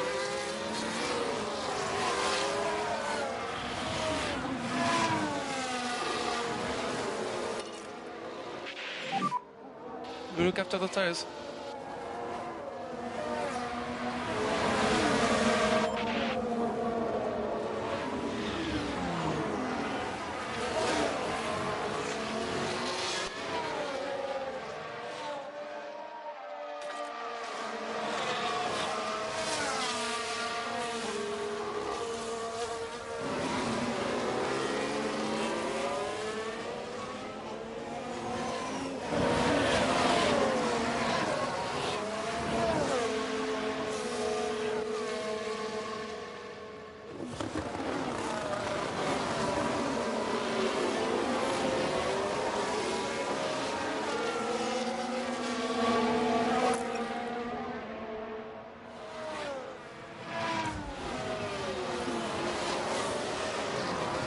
I think I'm going to sprint Embry on the next lap.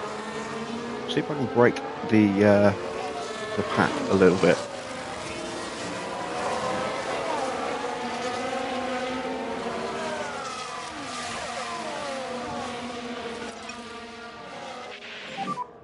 Okay to pick up the pace.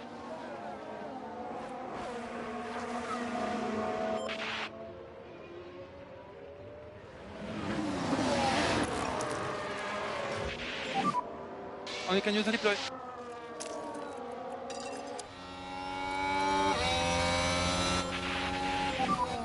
An overtake is available.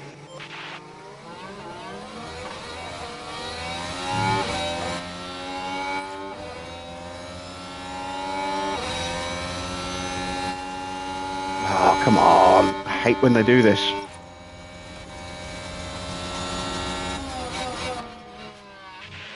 Oh, Leclerc's boxing. Leclerc has pitted. Okay, so we have got a chance to break the pack here. Okay, keep an eye on your battery. And he's gone softs. And again, that's a little early.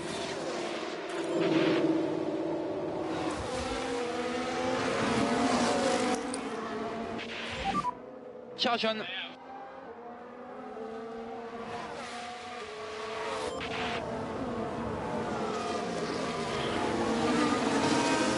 Yuki's got past George. He's going to push and try and go with us.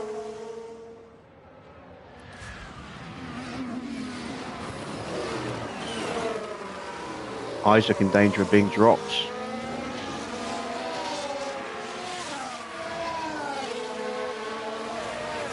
Yuki's closing on us. A fair bit more tyre than we do. And it pains me to say, better driver.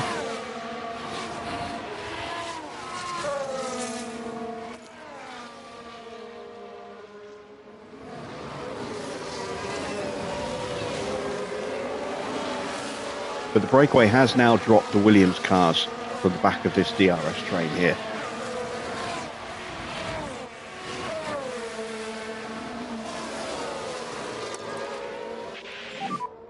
Let's go for a push. We're down to just 1.6 kilos of fuel, so we burnt off 4 kilos in the last 20 laps.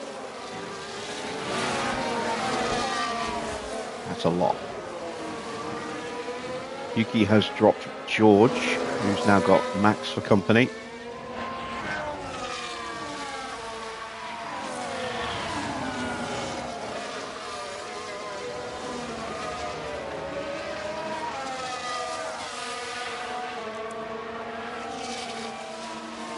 See how the pace has definitely jumped as a result of us pushing.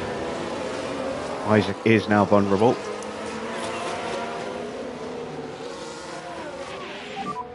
We need a bit of recharge of the battery. Let's take advantage of that. And recharge on, recharge on. We want to manage our tyre budget. And there goes Magnussen.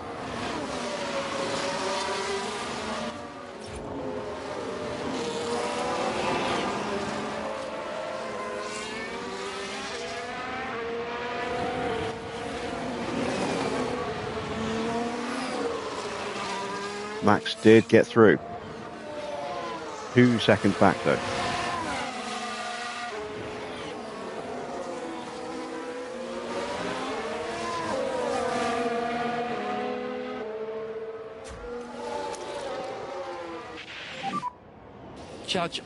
Charge on for now.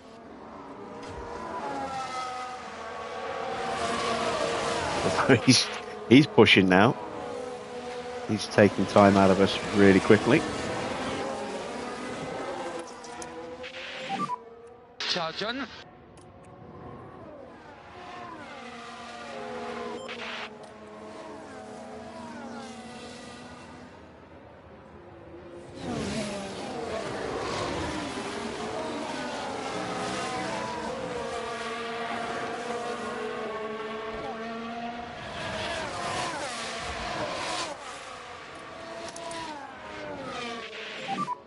Charge on.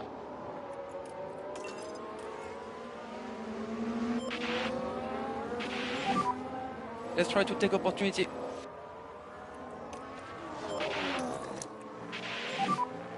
Charge on, charge on.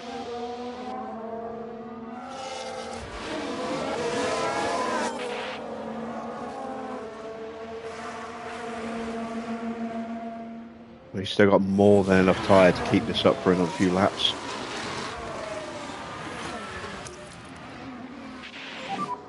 Charge on. Although I think I just got dropped. I'm not going to burn the battery. We should hopefully catch up pushing the tyres like this.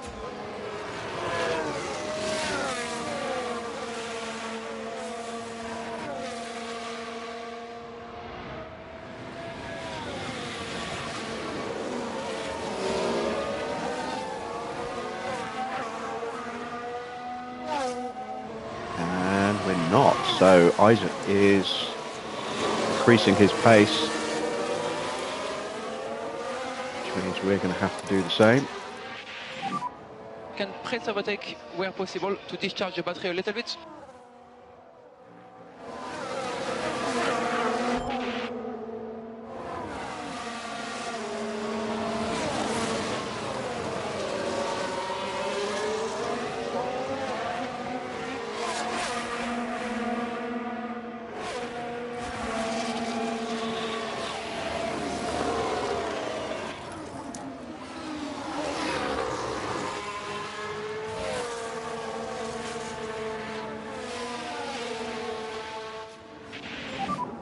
Charge on.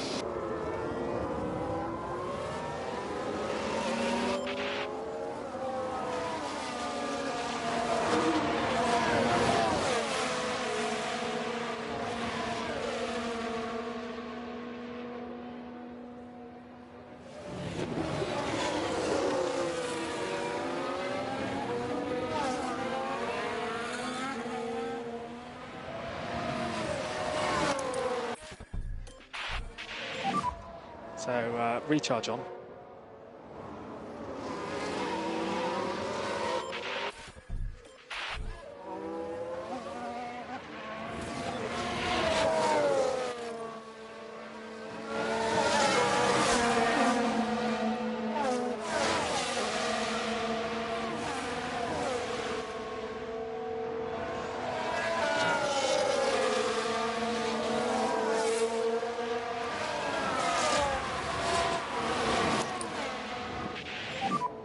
Charge on.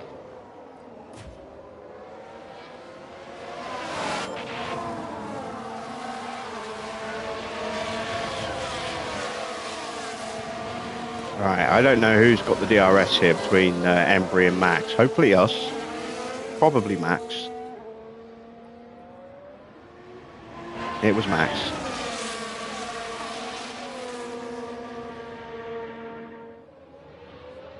And George is going to get us as well. It's disappointing.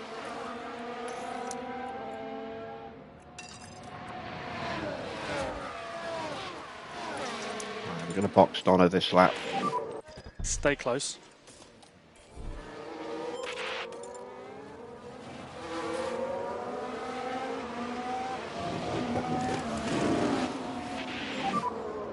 Box. Looking at them, and I'm thinking he might have to stop Charge again. I don't know if he's going to have another 20 odd laps, well, nearly 30 laps in those tyres.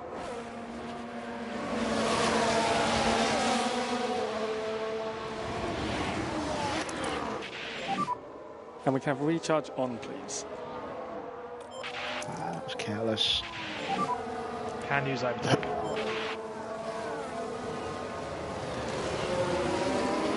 Left Embry vulnerable. We don't have to burn the battery. I've been trying to save up.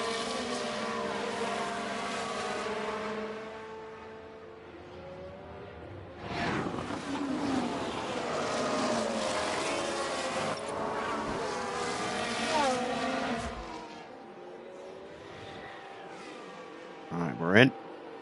Let's have a good stop, please. Pit crew.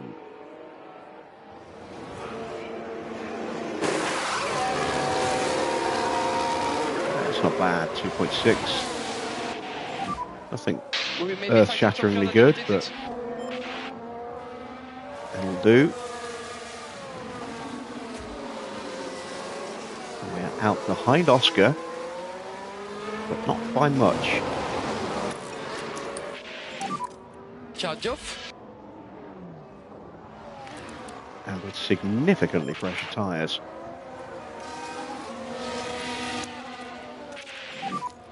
And recharge on is okay, please. Embry is coming in this lap. Box now. Operation Undercut is a go.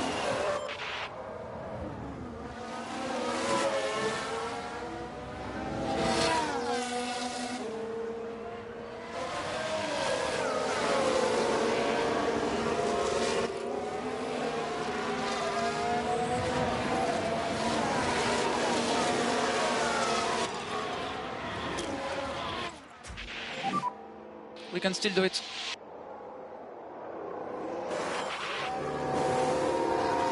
That's a better stop, 2.4. Could be close to cars at exit.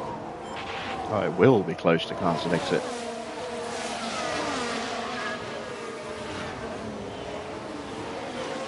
Oh, look at that. That's beautiful.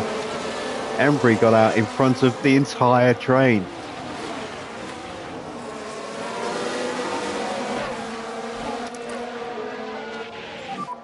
Recharge on.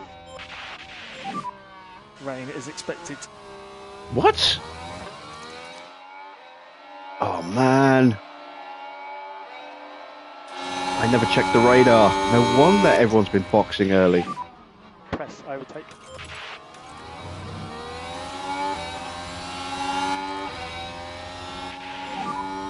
Cool the car. Thank you, Oscar.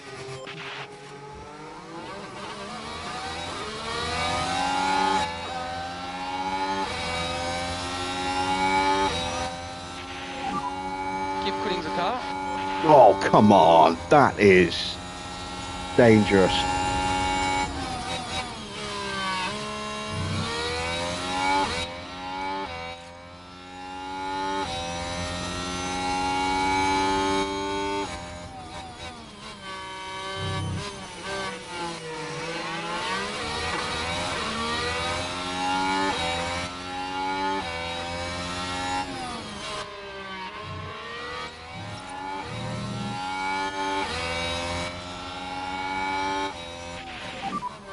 Okay, keep cooling the car now.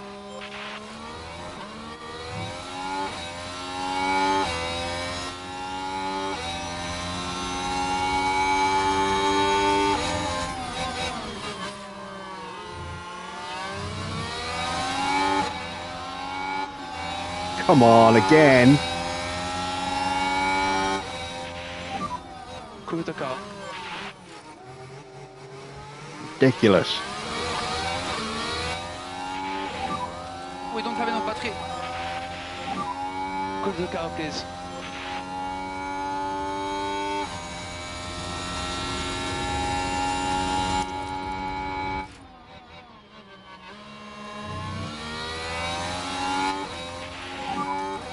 And recharge on. Okay, mate, that is the fastest lap. There we go. We got the fastest lap.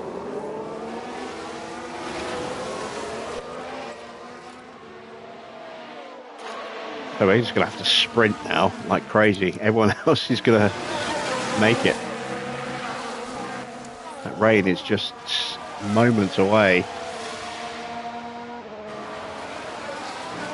How quick can we go?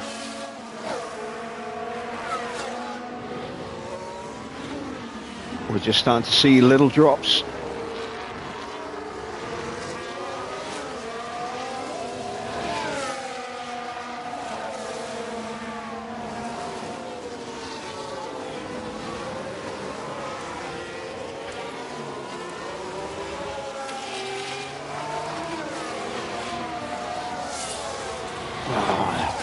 Can't believe I didn't check the radar.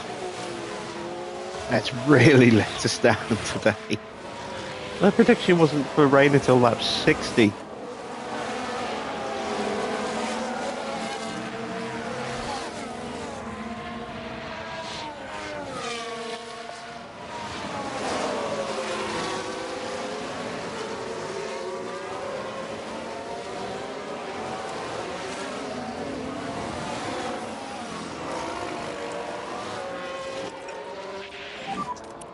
And keep up a bit of lift off for fuel, please.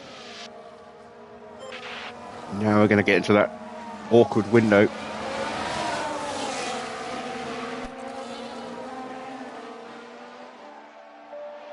We're looking maybe lap 45.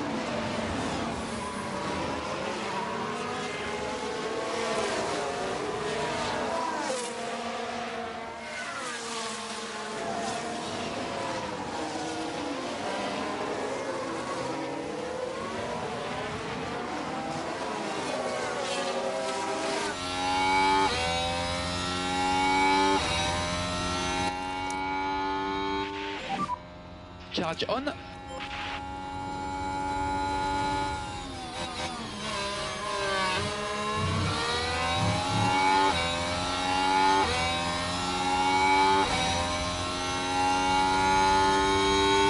Embry is not closing on Charles. It's actually been caught by Teo. But we are lapping faster than everybody in front. Leclerc has now caught Tsunoda, so if he gets stuck behind him, the gap should come down pretty quickly.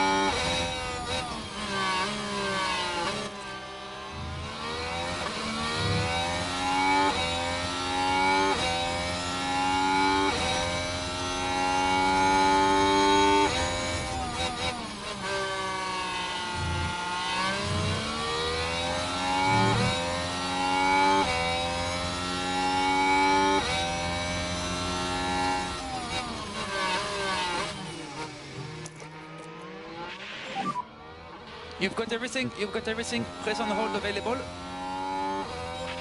Leclerc's through, that didn't take him very long.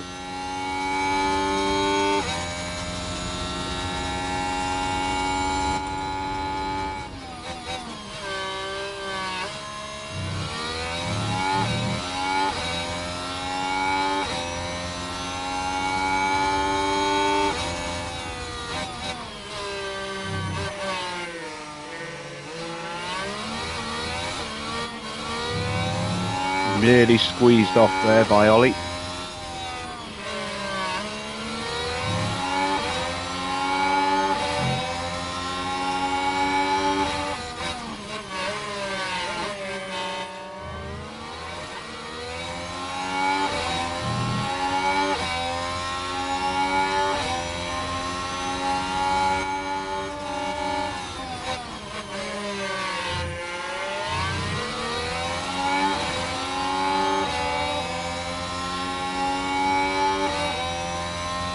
Oh, yellow flag.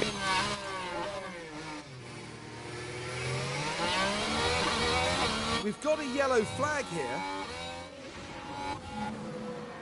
Who was it? It was Joe, all the way down to 17th.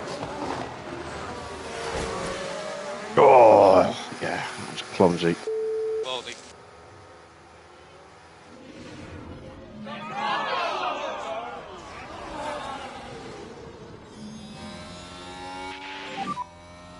Battery is on the low side.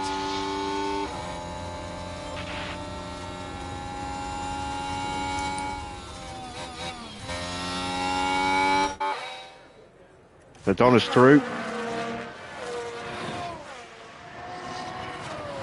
Into 8th. Giovinazzi is the one who gets the penalty for that collision Charge there. on now, please.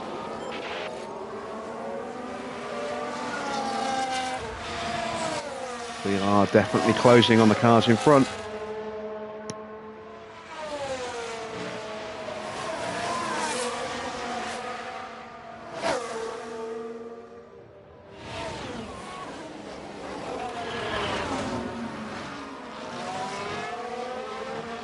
Change controllers.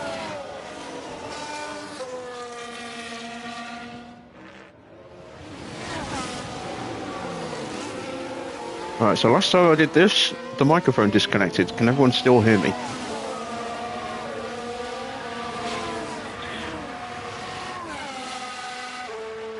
Speak now or forever hold your peace.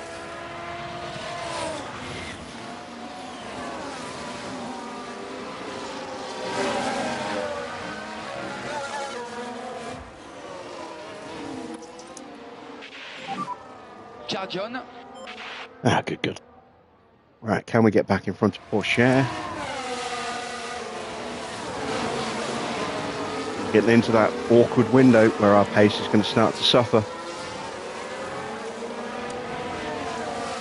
Almost there, not quite.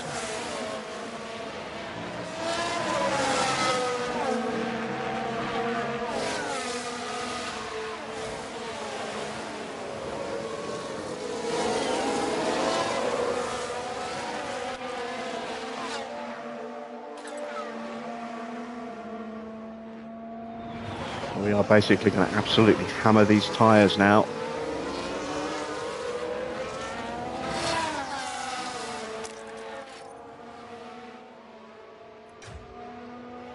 There we go, Embry has joined the fight.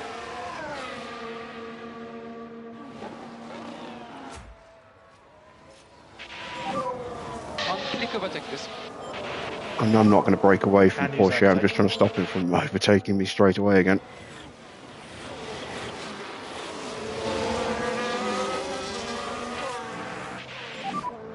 Reminder on the battery.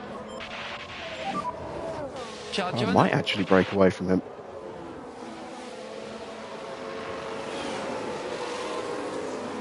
All right, so we're 6th and 7th. That's not too bad, considering my reaction when I realised that the rain was coming a lot earlier than I thought.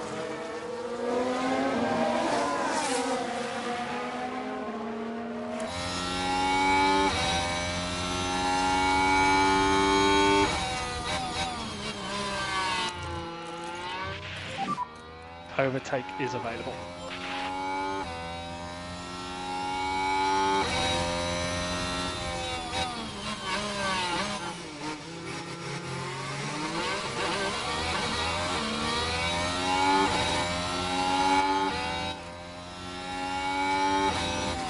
Oh, come on. I'm sick of seeing that happen.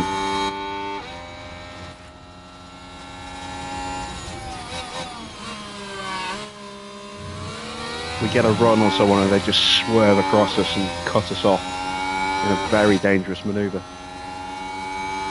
Right, Porsche is in. That's got to be for Inters.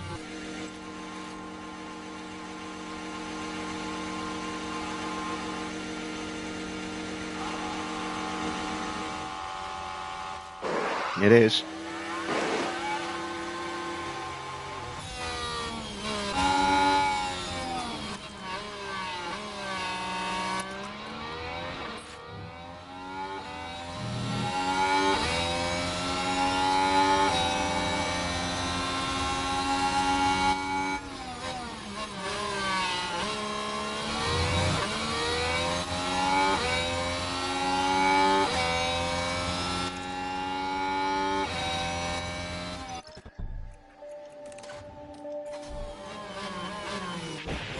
Oh, god damn it, contact. Box.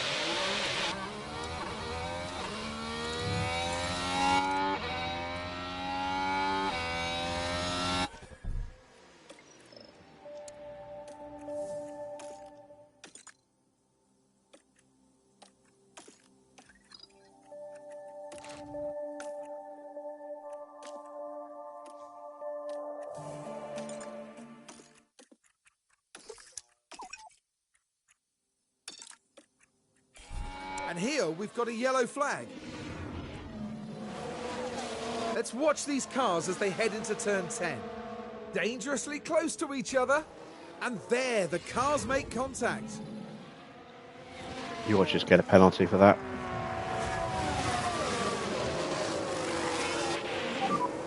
Box. Which means I have to push Donna out for another lap. Yeah, Embry's got a penalty. Will we get to serve it now? Oh, we can cancel lift. No.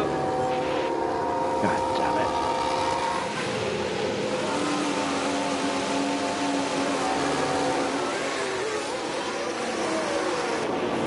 it. At least there was an issue for Isaac, so we didn't lose a place to him.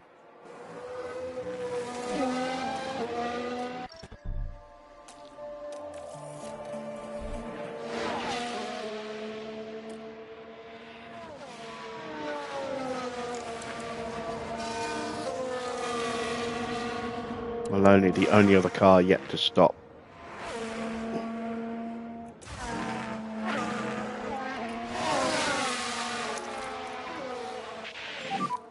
And recharge on.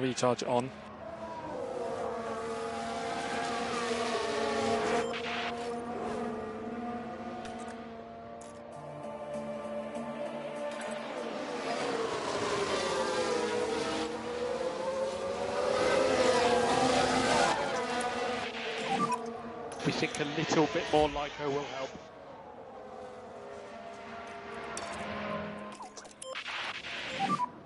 Drop the pace now, please. So recharge on. Oh wow, Maloney has stayed out. Why?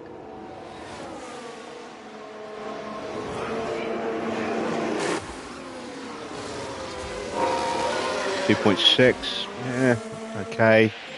Could have been better. Likely fighting people at the pit exit.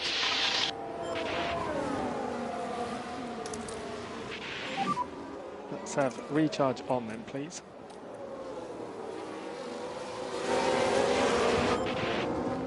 Donna slots out right behind this little battle. She would have been comfortably ahead if we hadn't had to delay her because of the wing change.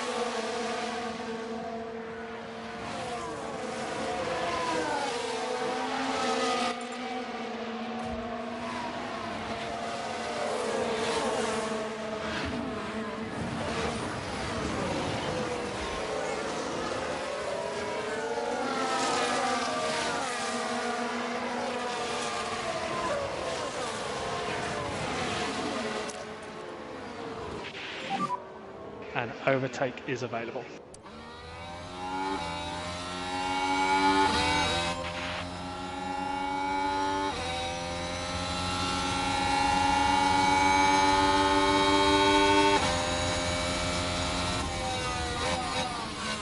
At least we're at a train at the moment, so we're not going to lose as much time as we would do in these kind of water levels.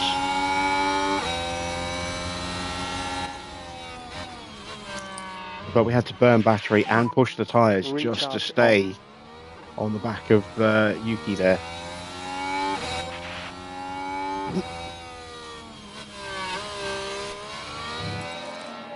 Need it to get wetter, which it's going to do very quickly.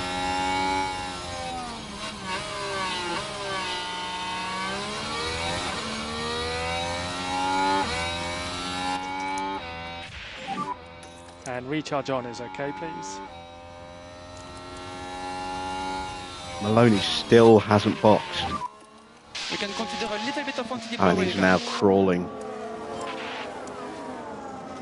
Look how much time he lost. He lost 5 seconds on that last lap.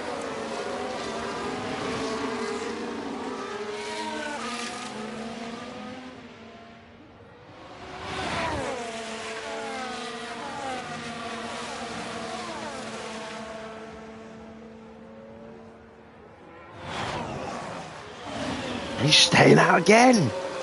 Is he going for full wets? Is that what he's waiting for? Because that is not the smart move either.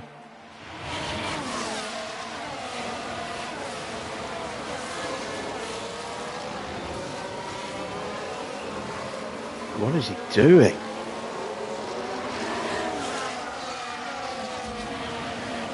Well, he's going to give us, hopefully, an easy overtake.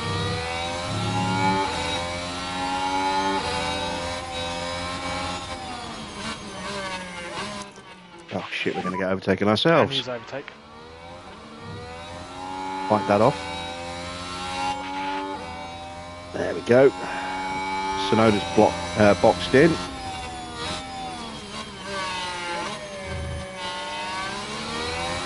It was a little unconvincing. Now we're boxed in. Keep the head down. Ah, that could have gone better.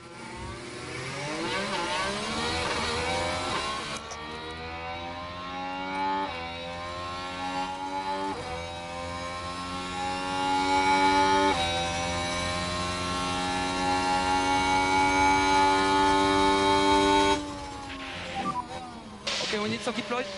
He's staying out again. Oh, come on. Now we're getting screwed over royally here.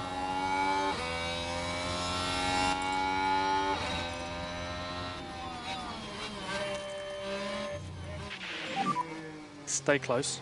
This is ridiculous.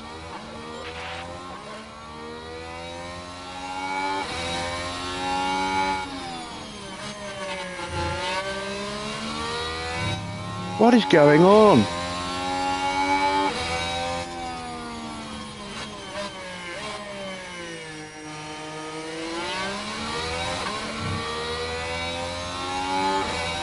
Can we please get through? There we go. Jesus Christ.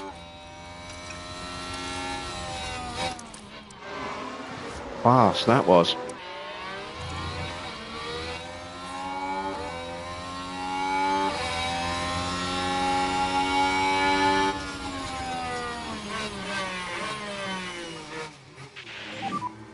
let the tyres come back to you.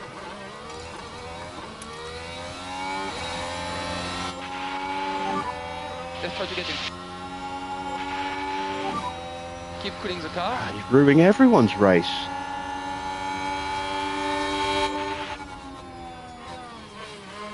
Finally, he boxes, but the damage is done. We've lost a ridiculous amount of time.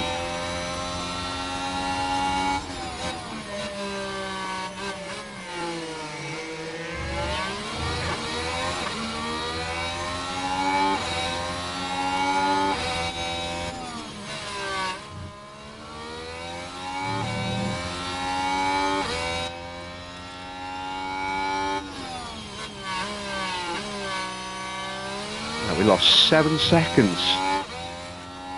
Plus more than that. Because we've also lost, what little confidence we built back up.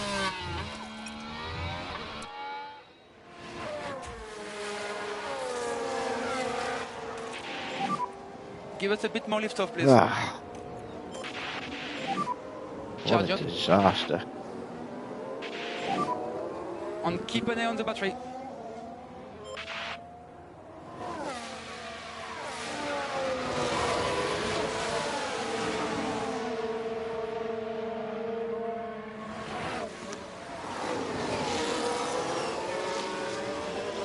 But the weather has picked up, so our pace should stabilise again, and we should hopefully start to get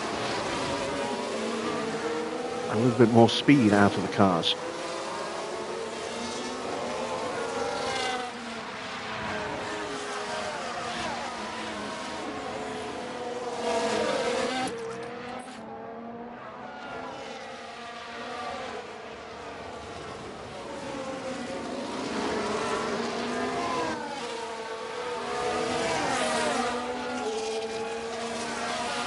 Evening, Chad.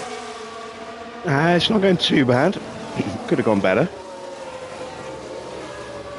We've got a 5-second penalty that we didn't serve on the pit stop for reasons. But we have got both cars in the points right now.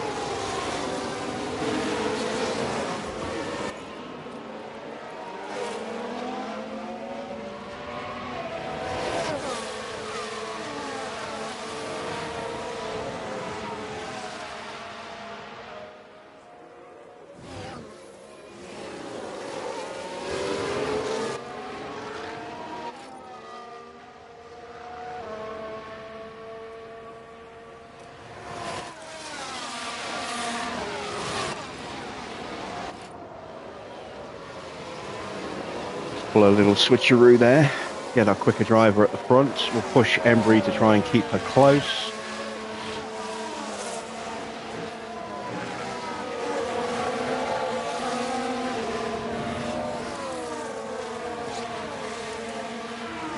Tyre wear on point with everyone else.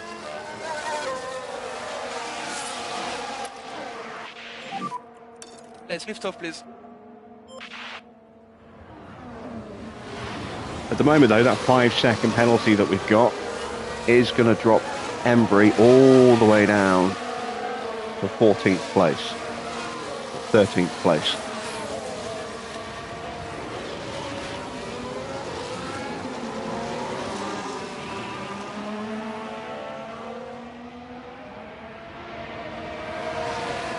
We started hardcore with Williams from the start. Slowly making progress, scoring double points with Albon and Porsche. Any pointers, tired of getting overtaken by AI. The push is godlike. Just got to keep chipping away. Don't have unrealistic expectations in your opening seasons. It's going to be tough.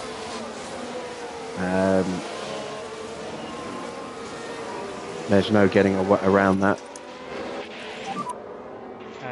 Make sure that you're focusing your research on the areas where the regulations are going to hit hard.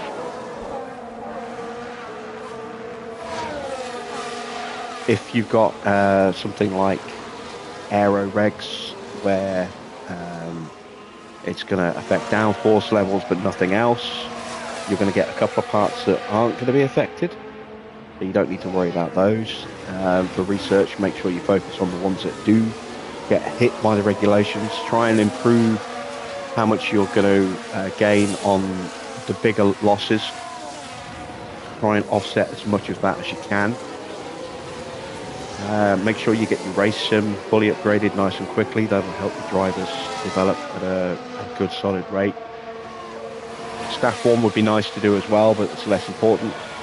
One thing that is important is making sure you've got a good factory. It doesn't need to be amazing, but it needs to be minimum level 3 nice and quickly, just so that you can actually get out the parts and not have a backlog build up or find yourself in a position like if you were to start with Haas and you've got the 2 slots where you take damage and have to build spare parts. You can't, because your slots are already filled making new parts that you've just brought out of development. So yeah, it's a tricky balancing act, but you know, I'm sure you'll get there.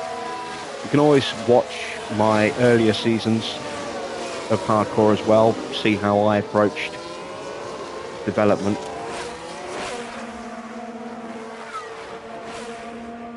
Just don't expect miracles from your drivers in the first season, and probably not in season 2 either.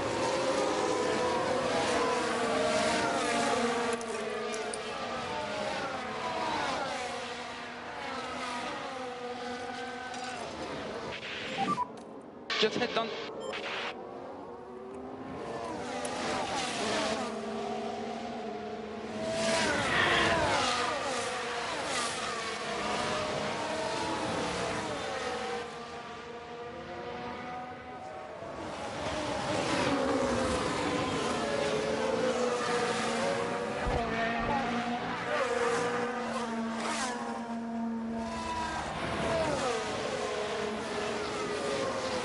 To up our pace, try and close back up to Isaac, and also see if we can possibly break away. Let's take Embry off of Don't Fight Now. Reminder, a little bit of liftoff where you can. Let's let her push the pace. Getting the overtake will also help build her confidence back up again.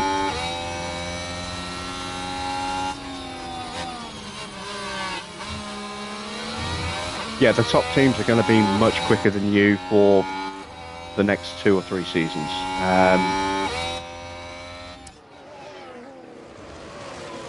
Until you reach the point where you get major reg changes, that's probably when you're going to start being really competitive.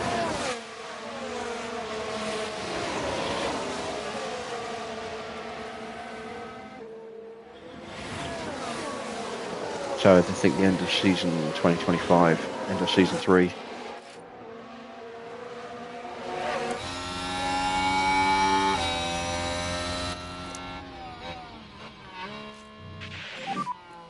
Okay, charge on.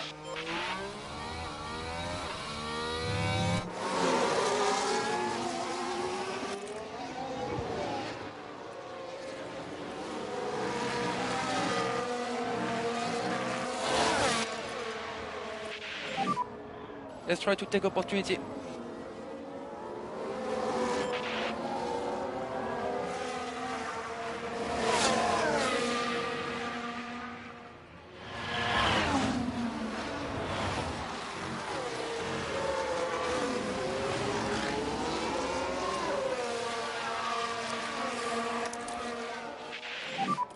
Recharge on.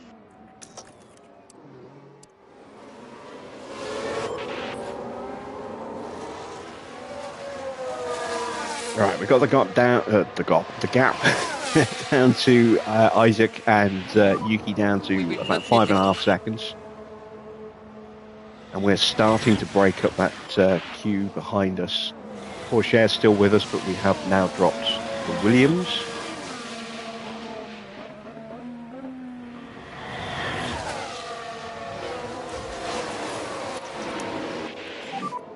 Charge on now.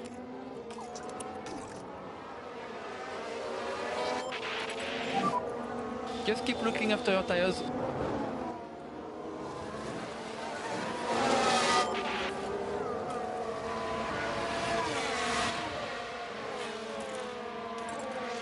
still in the driving clean air to turn that off.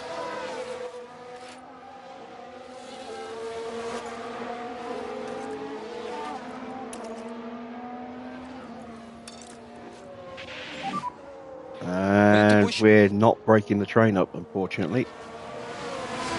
Keep coming with us. Every time we brake, they catch back up again. No more lift-off required.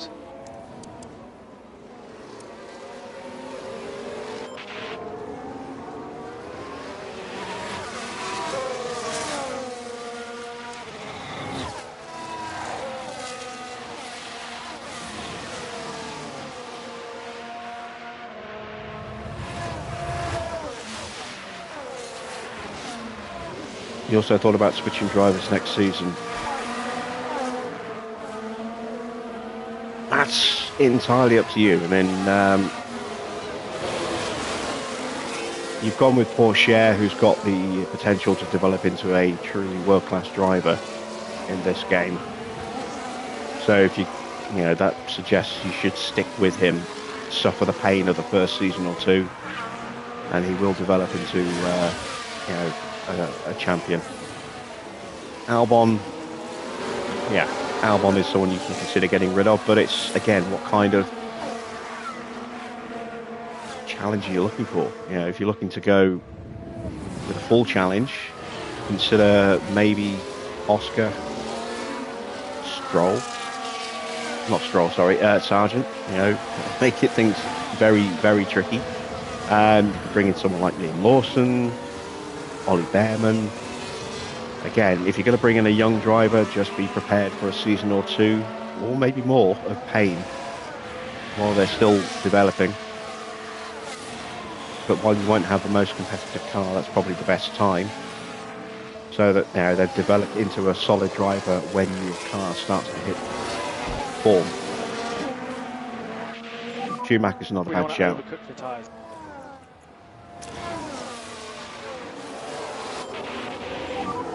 Overtake available.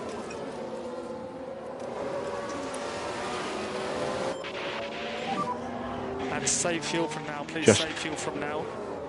Be aware that unless you've got a really, really good driver, it doesn't matter how good your car is, you're not going to extract the most out of it.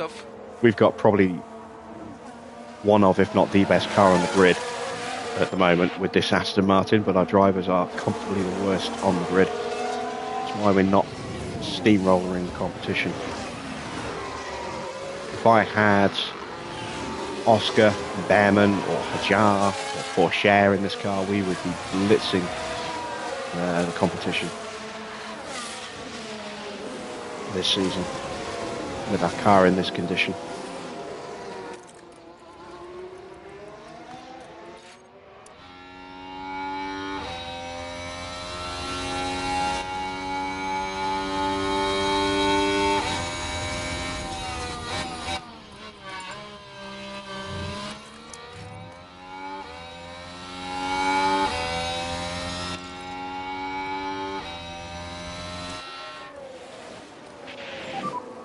We can still do it. Charge on.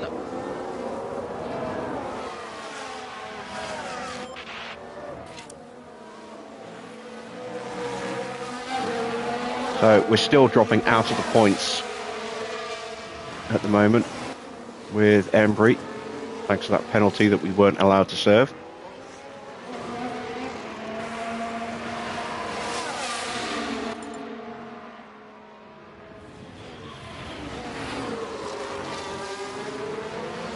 But we are closing on the cars in front. All of them. And we are dragging everybody else along with us.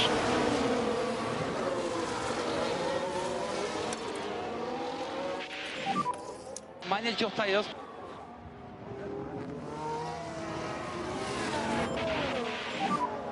And recharge on now is okay, please.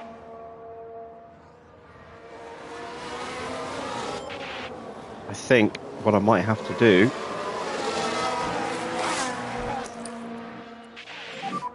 And is recharge hold on, everybody recharge up with Donna.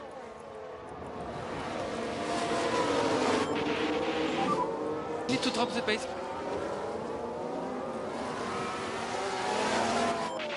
try and create a gap, Okay, tires are hot. and then sprint her to catch up again.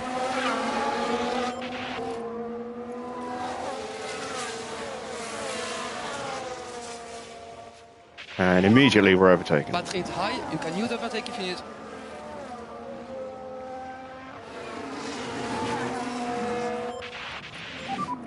Let's try to get in.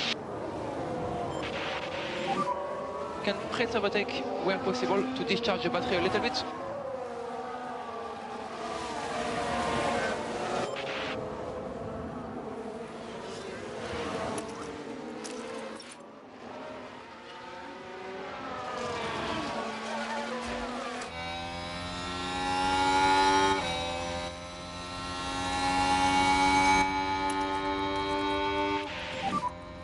And we can cancel liftoff.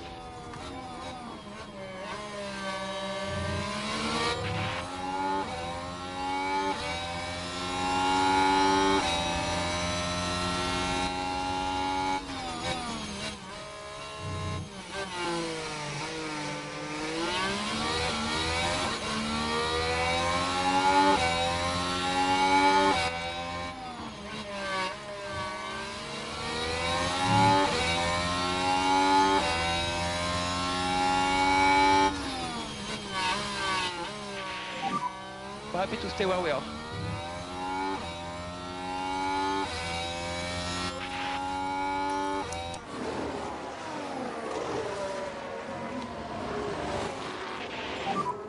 Charge on.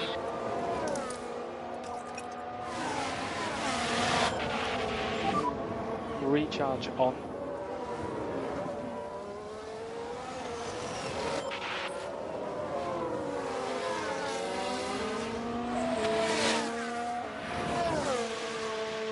Piastri's not great in the first couple of seasons in this game. He needs a lot of development to get him to become good. Norris is, a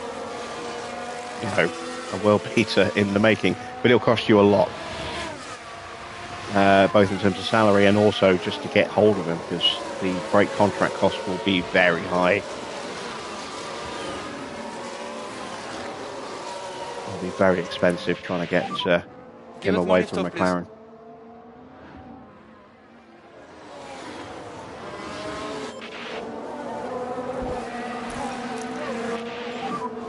Charge off.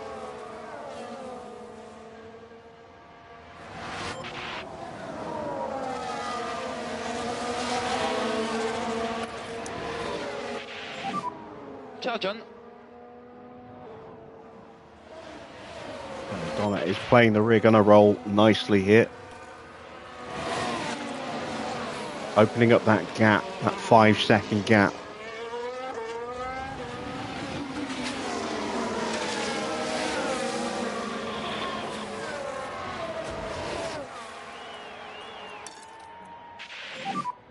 Drop down the pace now.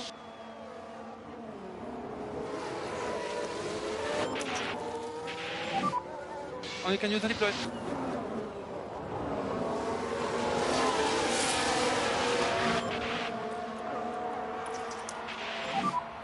Charge on.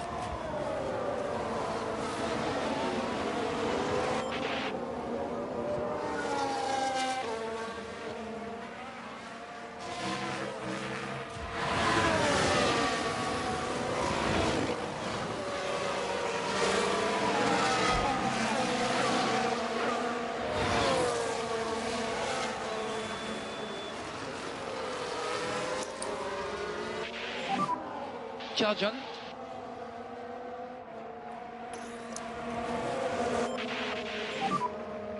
Charge on. Charge on.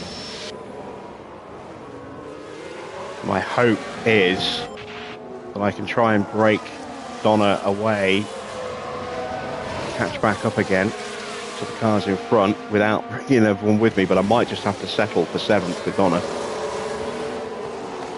Because even if I can get past Sonoda and Hajar,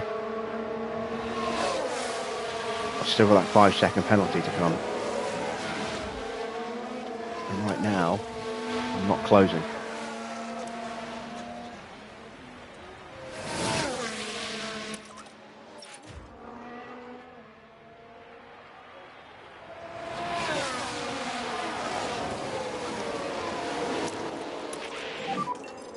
Click overtake, please.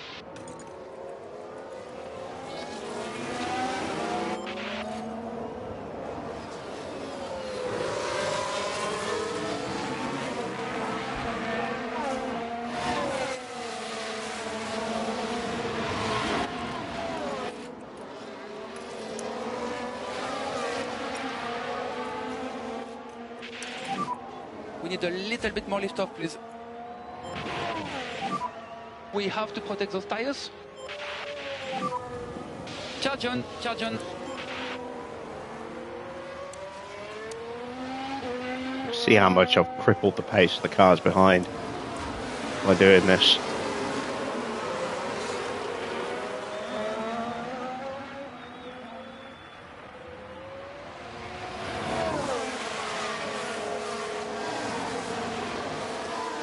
But this is the best way I can defend a double point position. You're doing a good job.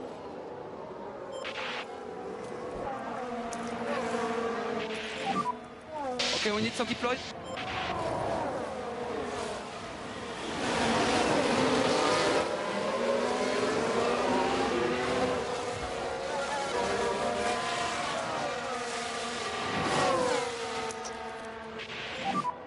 Press, overtake.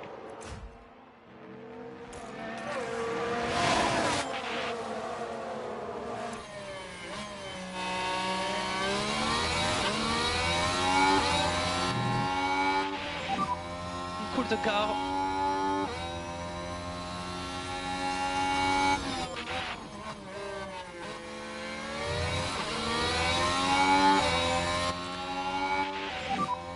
Cool the car.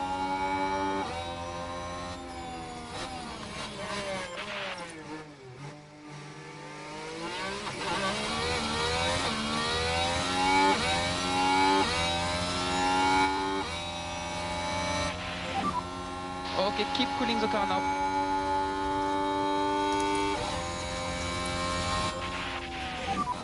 Let's have recharge on then, please.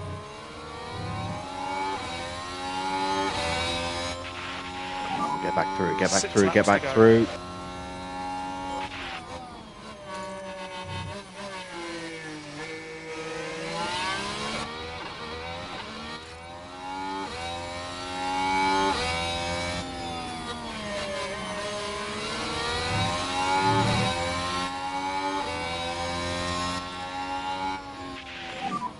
Cool the car, please.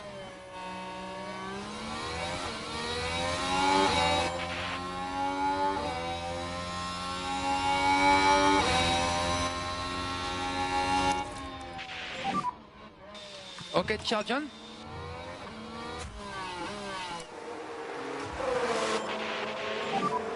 Lift off for the fuel.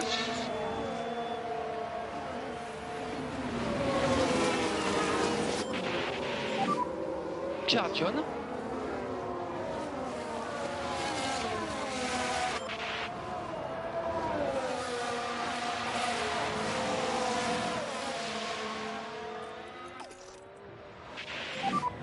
Okay, and let's do a small lift off.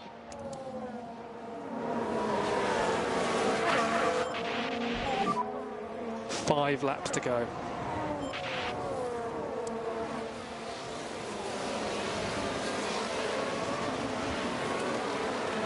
This is going to be our best finish of the season, I think. 6th and 7th. And I've got to get back past Teo for that. We'll have to do anti-deploy where you can.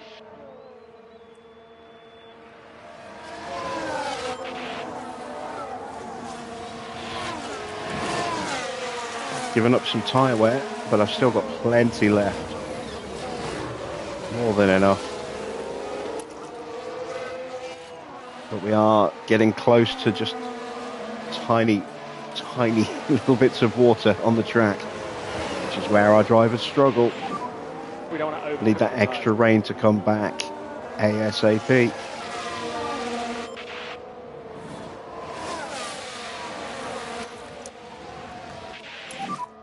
On charge on.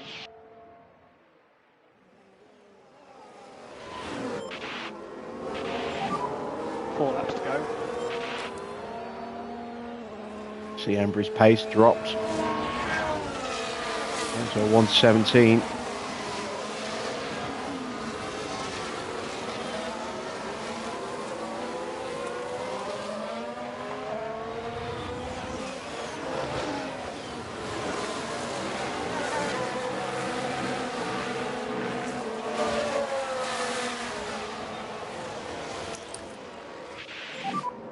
Charge, John. Come on, get wet. Get wetter again. Starting to lose ground. Dramatically now. Pourchaire's on charge. Can't keep up with him. He's closing in on Embry.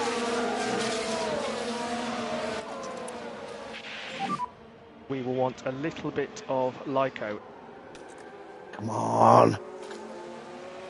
Need more rain than this. Yellow flag. It's a lock-up for someone.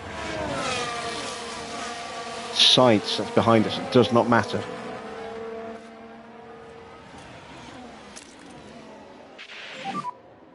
You've got everything. You've got everything. Press on hold available. Got to get back in front of Teo.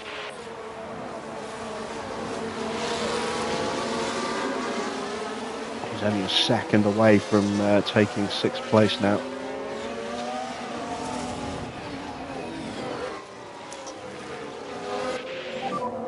Overtake is available.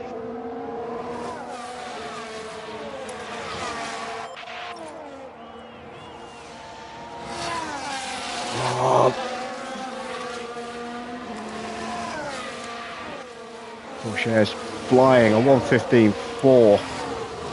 He's going to take the position, isn't he? Maybe up to 7th and 8th in the end.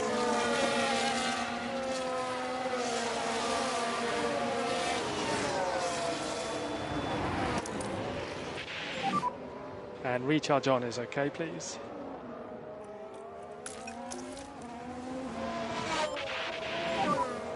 And keep an eye on your battery.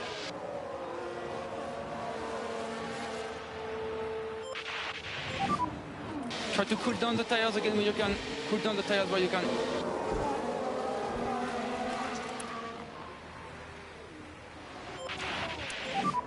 A little bit more Lyco. Ah, he's eased off a touch. Still close. And now I'm in a real quandary because if I can't get in front of Teo and he gets inside that 5 seconds, I have to slam the anchors on now. Otherwise, Embry's going to drop behind Donna and potentially into Albon.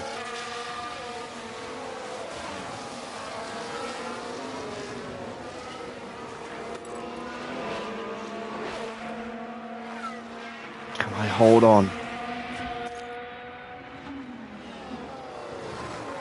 8/10, that's all it is.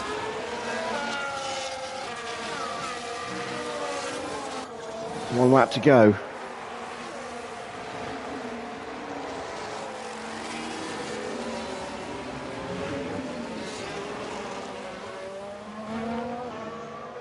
Donna's closing back in.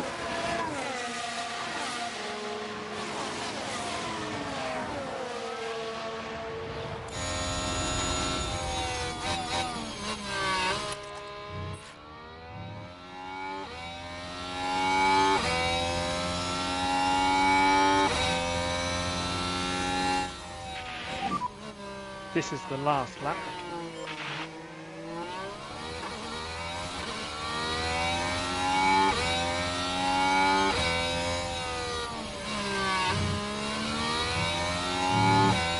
It's going to be a photo finish. A little bit more Lyco, please.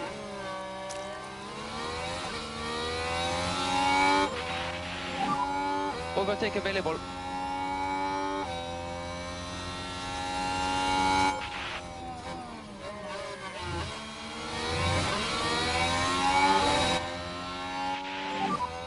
Keep cooling the car.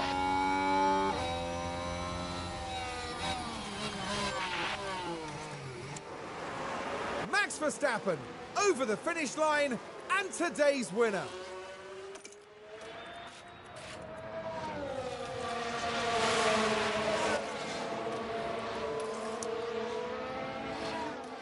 Come on, we got him, we got him, we got him.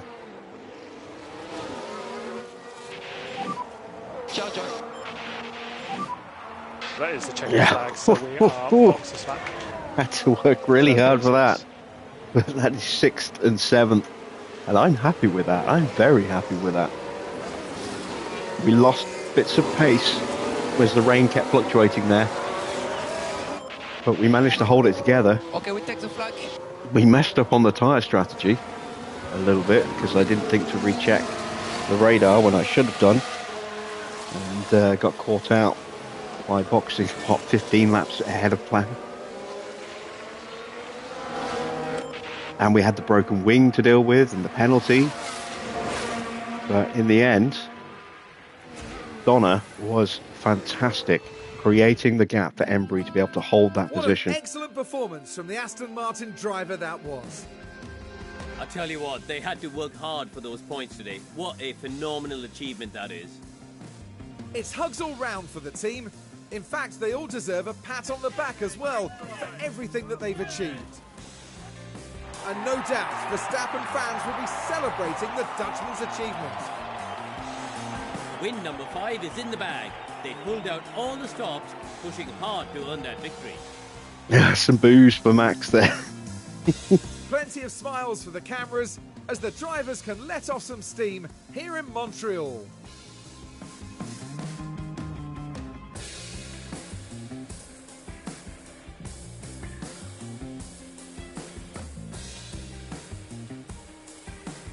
So, Karoon, with the garages full of activity, what's the mood like down at Aston Martin now? No doubt they'll be pleased. Both drivers really delivered. And what's more, there were lots of positives to be taken away from the race. And that's it for this weekend's F1 action here in Montreal. Next time, the teams will be forging ahead at full throttle through the Styrian forest. The Austrian Grand Prix is right around the corner.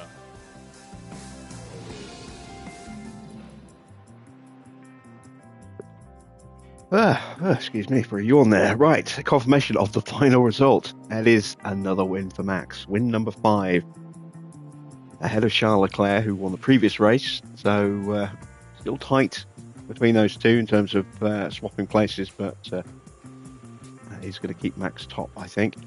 George has another podium, getting above us, essentially. Isaac up 5 places, Yuki down 4. We got 6th and 7th, and we managed to sneak the fastest lap as well. So that is excellent. That's more money in the bank. Porsche in 8th, Albon up to 9th. Happier times for him back at Williams than his last 2 seasons at Aston and Alpine.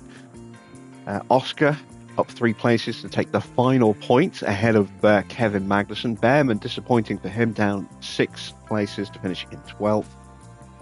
Stroll in 13th there, ahead of Sainz. Then Zhou, Maloney, Norris, Ocon, Giovinazzi in 19th, and Mick bringing out that safety car by just crashing into the wall on the exit of the first sector.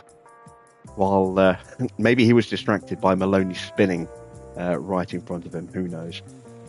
Let's see. The driver standings look like this. Max stretches his gap to 19 points now with that win, ahead of his teammate Charles Leclerc. No points for Lando, who stays in 3rd but is dropping away from those front runners.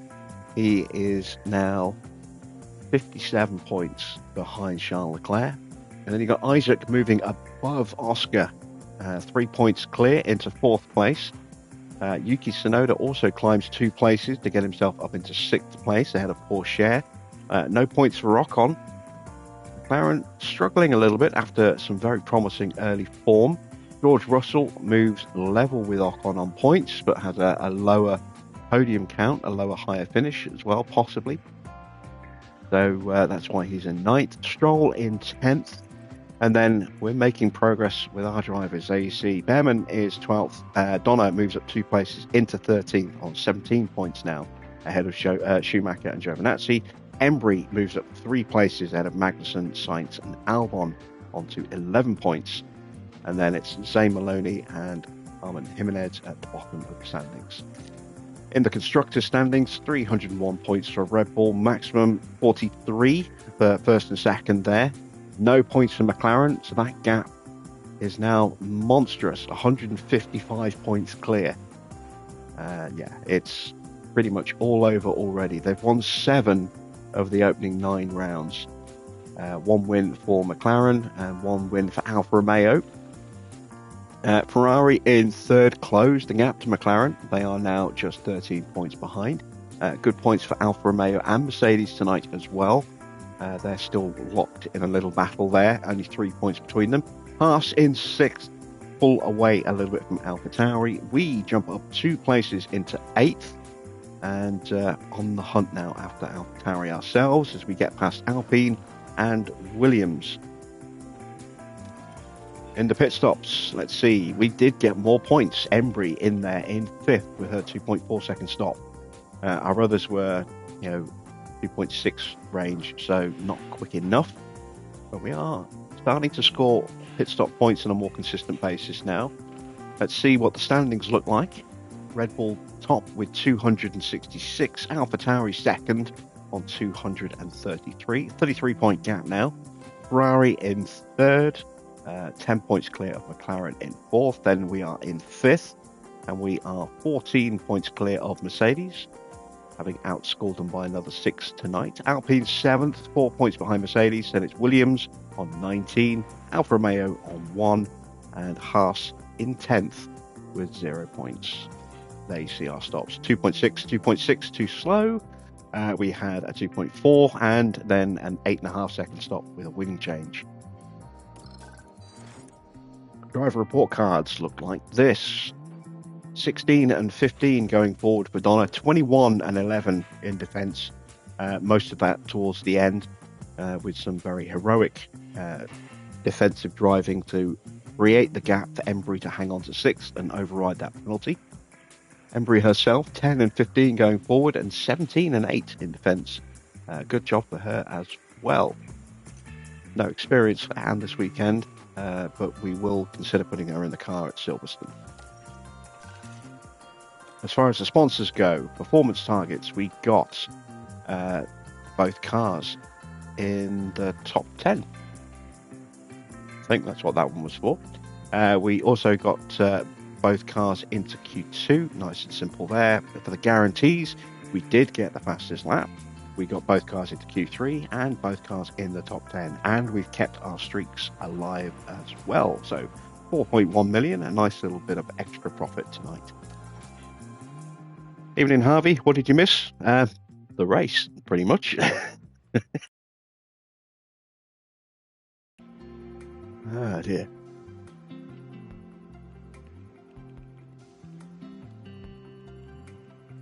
So, next up is Austria. A sprint race to round out the week. That is in... Might get some spare parts. Might even get the new front wings. We shall see. Let's have a look. Did our cars survive? We need to replace the underfloor. We did know that was... Nothing else needs to be changed anytime soon. Let's take a look at the other car. Front wing is wearing out, as is the rear wing and the side pods. We've got spares for all of those. Plus, we have no more spares actually coming. So, we need to make another underfloor, because we don't have a spare. What else do we need to make? A spare chassis, spare suspension. Yeah, we need those. Unless we've got... No, that is the new suspension, isn't it? Yeah, we need 2 more of those. We rushed the other ones, which is why we didn't have any more in the queue, because we just rushed 2 of them. As for chassis... yeah, let's go ahead and make 2 of those. We'll get 1 spare in time for the next Grand Prix. Front wings will be ready in 7 days, but that'll only leave us 4 days to build them. So, even rushing, that means we're only going to get 2 out in time for the race, or time for the Grand Prix weekend. So what I'm probably going to do is only put them on one car. I'll just put them on Donna's car. And then we'll have to run an older wing just because I want to have spares and not get emergency manufacturing on a sprint weekend. Embry will have to run the old wing for that race, and then we can switch it over to the one after that. Get her on the new wing for Silverstone.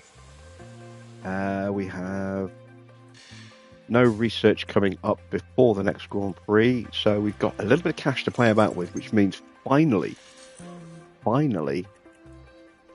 I can get my suspension simulator refurbed. It's going to take a month,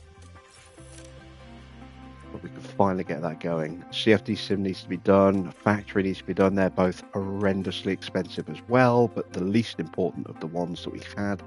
Factory is going to have to be done next, because that's going to hurt as that continues to degrade in terms of getting parts done. Anything else needs to be fixed. Team Hub has now blipped. That's 2.4 mil. Can't afford that.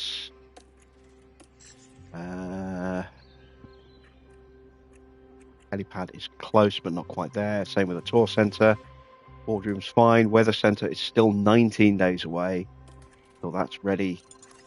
Let's see what the board thought of this race. Back with medium confidence still. And they were delighted with Montreal. Good, because so was I. I was very, very happy with 6th and 7th. With that wet weather, I think that's probably about right. Maybe we could have got a little bit higher, but we'll take that. That's still really good points for us. Let's see. Do we have a weather report? Not for another 4 days. So let's advance time. Board want to come to the next Grand Prix. Wish I could see what the weather was going to be like before I said yes or no. We're going to go with yes. I always do.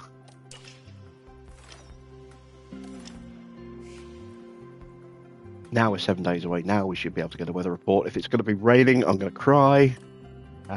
The spare underfloor is needed. Yeah, we're working on it. There we go. And what else? Low stock on front wings. Well, we've got new ones about to drop.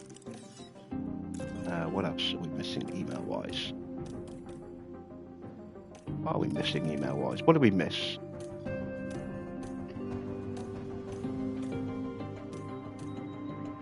We missed the May insights. Okay, so yeah, McLaren have got a new rear wing last month. They are working on a new underfloor. They're very happy with where they are, although they didn't have a great result this weekend. Mercedes doing well. That speaks volumes. Mercedes in 5th place in the championship, but the fact that they think they're doing well speaks volumes about how they've been doing the last 2 or 3 seasons. Wow. Okay. A very different change of opinions there. And it is going to rain again. Oh, come on. This wet weather is killing us. We could be scoring so many more points. How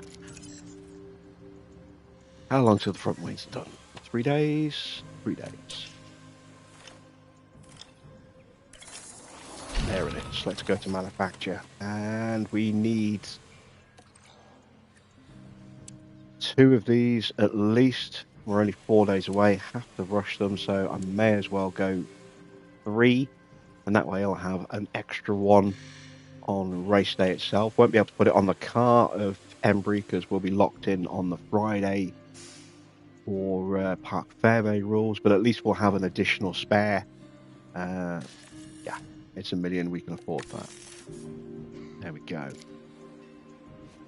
Can't afford now to put another project through. We'll have to wait until after Austria for that. But we have got a new ATR period popping up very soon as well, I think on the Monday. Let's have a look at the calendar. Yes, there we go. So in 1 week, we have that new ATR period. Excellent stuff. We will definitely be able to get a new part into production, into development. We'll have to look at getting a lot of research done as well. probably only going to make one part because we're at the point now where if we're not dropping hours on a part, it's not getting an improvement, with the possible exception of a suspension. Let's take a quick look. We are not researching suspension, so we can have a theoretical look, even though we can't afford to make it. Let's see. Can we still make gains? No, here's the answer. We can't make gains without making sacrifices somewhere.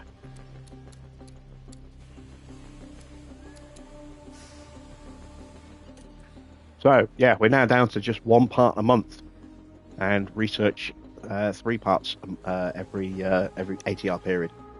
Well, 3 parts every month, so maybe 6 parts researched every ATR, maybe even 7. We're down to being able to just knock out 1, maybe 2 if we can split the hours, parts with each ATR now for developing the car. I mean, it is pretty good. The only real downside we have at the moment is our acceleration. Everything else is really good. So definitely don't want to sacrifice anything in that respect. It's advanced time. Get some scout reports back. We've got Randeep's profile. He is out of contract at the end of the month, at the end of the year. Let's see.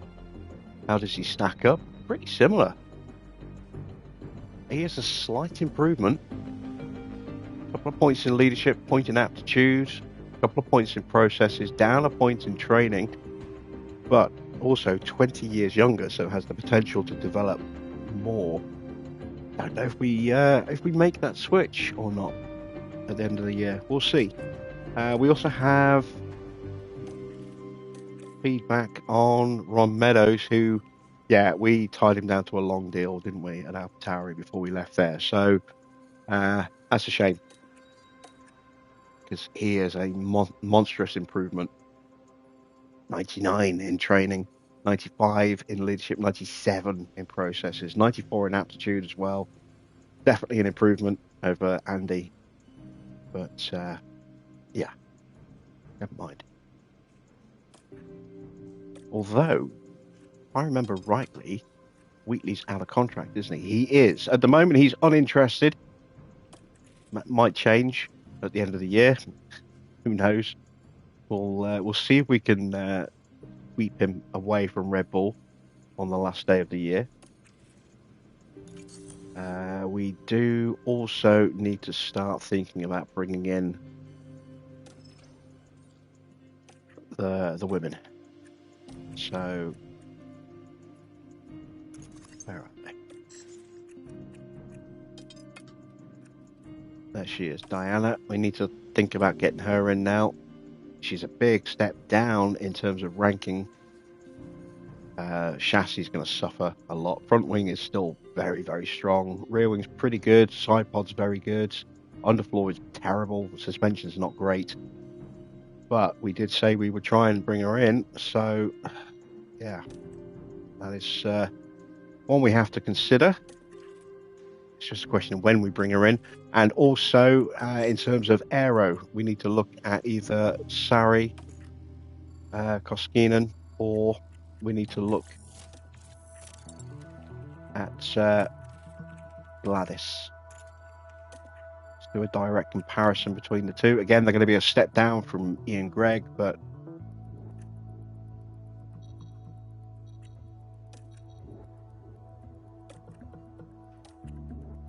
there we go. Who is the better candidate? 91 in cooling against 60. Massive difference, but not good in the high-speed downforce or the DRS. Much better in the medium and low speed, though. Or the medium speed, a little better in the low speed. Down a lot in drag and airflow sensitivity. I think we have to go with Gladys.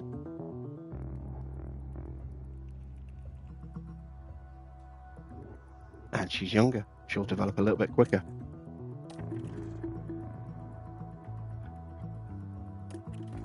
Again, we're going to have to figure out when we're going to bring them in.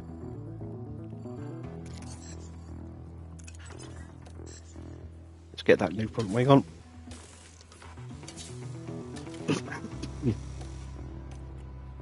Go.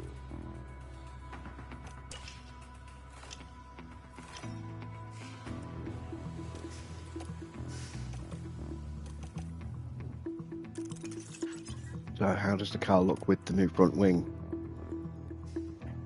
How much of an improvement has it actually made over the previous one? Well, there you go. We have dipped a little bit in the downforce, as you can see. That front wing has helped bring the high-speed downforce back to us, and also it has improved the medium speed a little bit. Low speed was still the best. Again, that'll be useful at the next circuit. It's also slightly improved our brake cooling. It is slight. We're talking 0.5%, less than 0.5%. But a definite little step there. Maybe the next front wing can be good as well.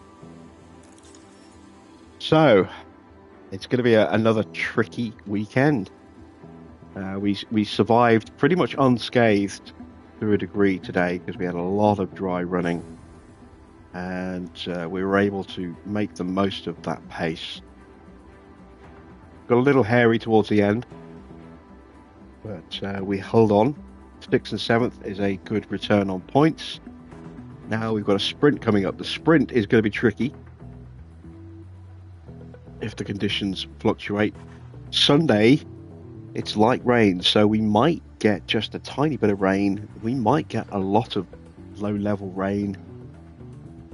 We might get a lot of fluctuating weather. Sunday could be glorious. It could be a disaster. It all depends on what that water level is going to be like. And again, we won't know until we actually get to the race itself. So, yeah, could be a very interesting race weekend. Could be glorious, could be a disaster. I hope you'll join me for that at the usual time tomorrow at 8 PM. Until then, that's it from me. Thanks for watching. I am Jim Bob, and I'll be back with more F1 Manager very soon.